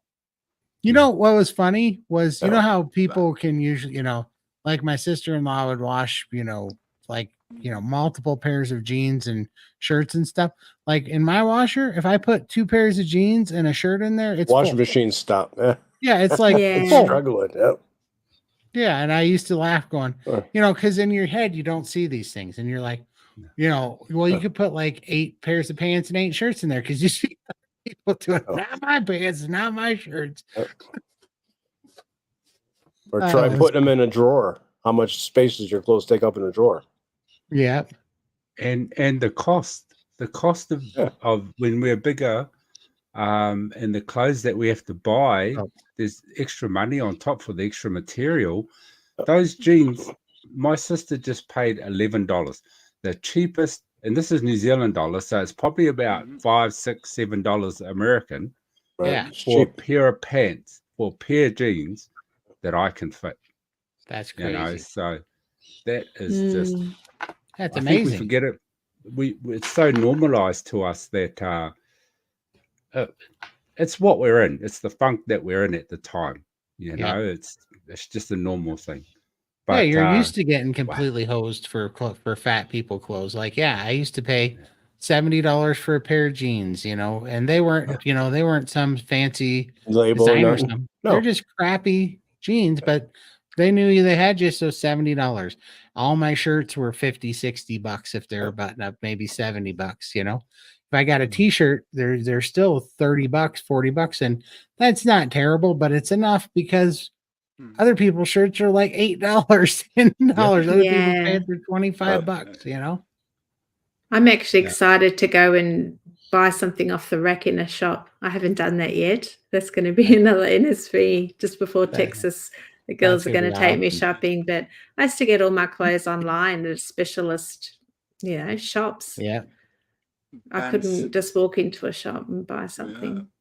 pants For I sure. can I can't never buy it online because if I think that's my size, and then when it's arrived, or it's too small or it's too big. So if I need new pants, I always have to go to the shop and fit it first.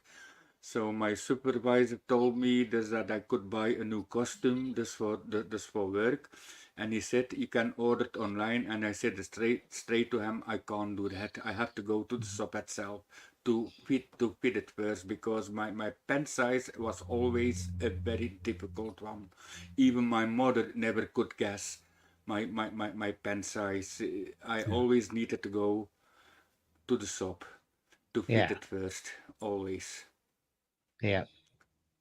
Oh, well, I never had a problem with things being too, like I just ordered the largest size, which is around a 38 or 40. And they'd squeeze into those. Like after that, there was no more for me. So unless I get it made. But yeah, I pretty much maxed out sizes. So, and still now, like if I do buy something online, I now struggle because I have no idea what size I am. Yeah. And so I still buy the bigger clothes thinking it's not going to fit. And then it's like, oh, no, this is still too big for me. So I don't buy any clothes anymore. I'm just waiting. Just keep. Yeah. But I have started throwing out all my larger clothes because I never want to see them again. But I've kept one, which isn't the largest T-shirt that I had, but I'll keep that one just as a reminder. But I never liked to wear skinny jeans anyway, so no, my jeans is perfect.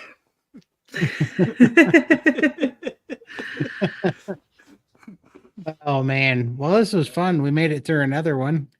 And man, we had a pretty good turnout. So man, do you guys hear that noise too? Yeah, I don't know who that was.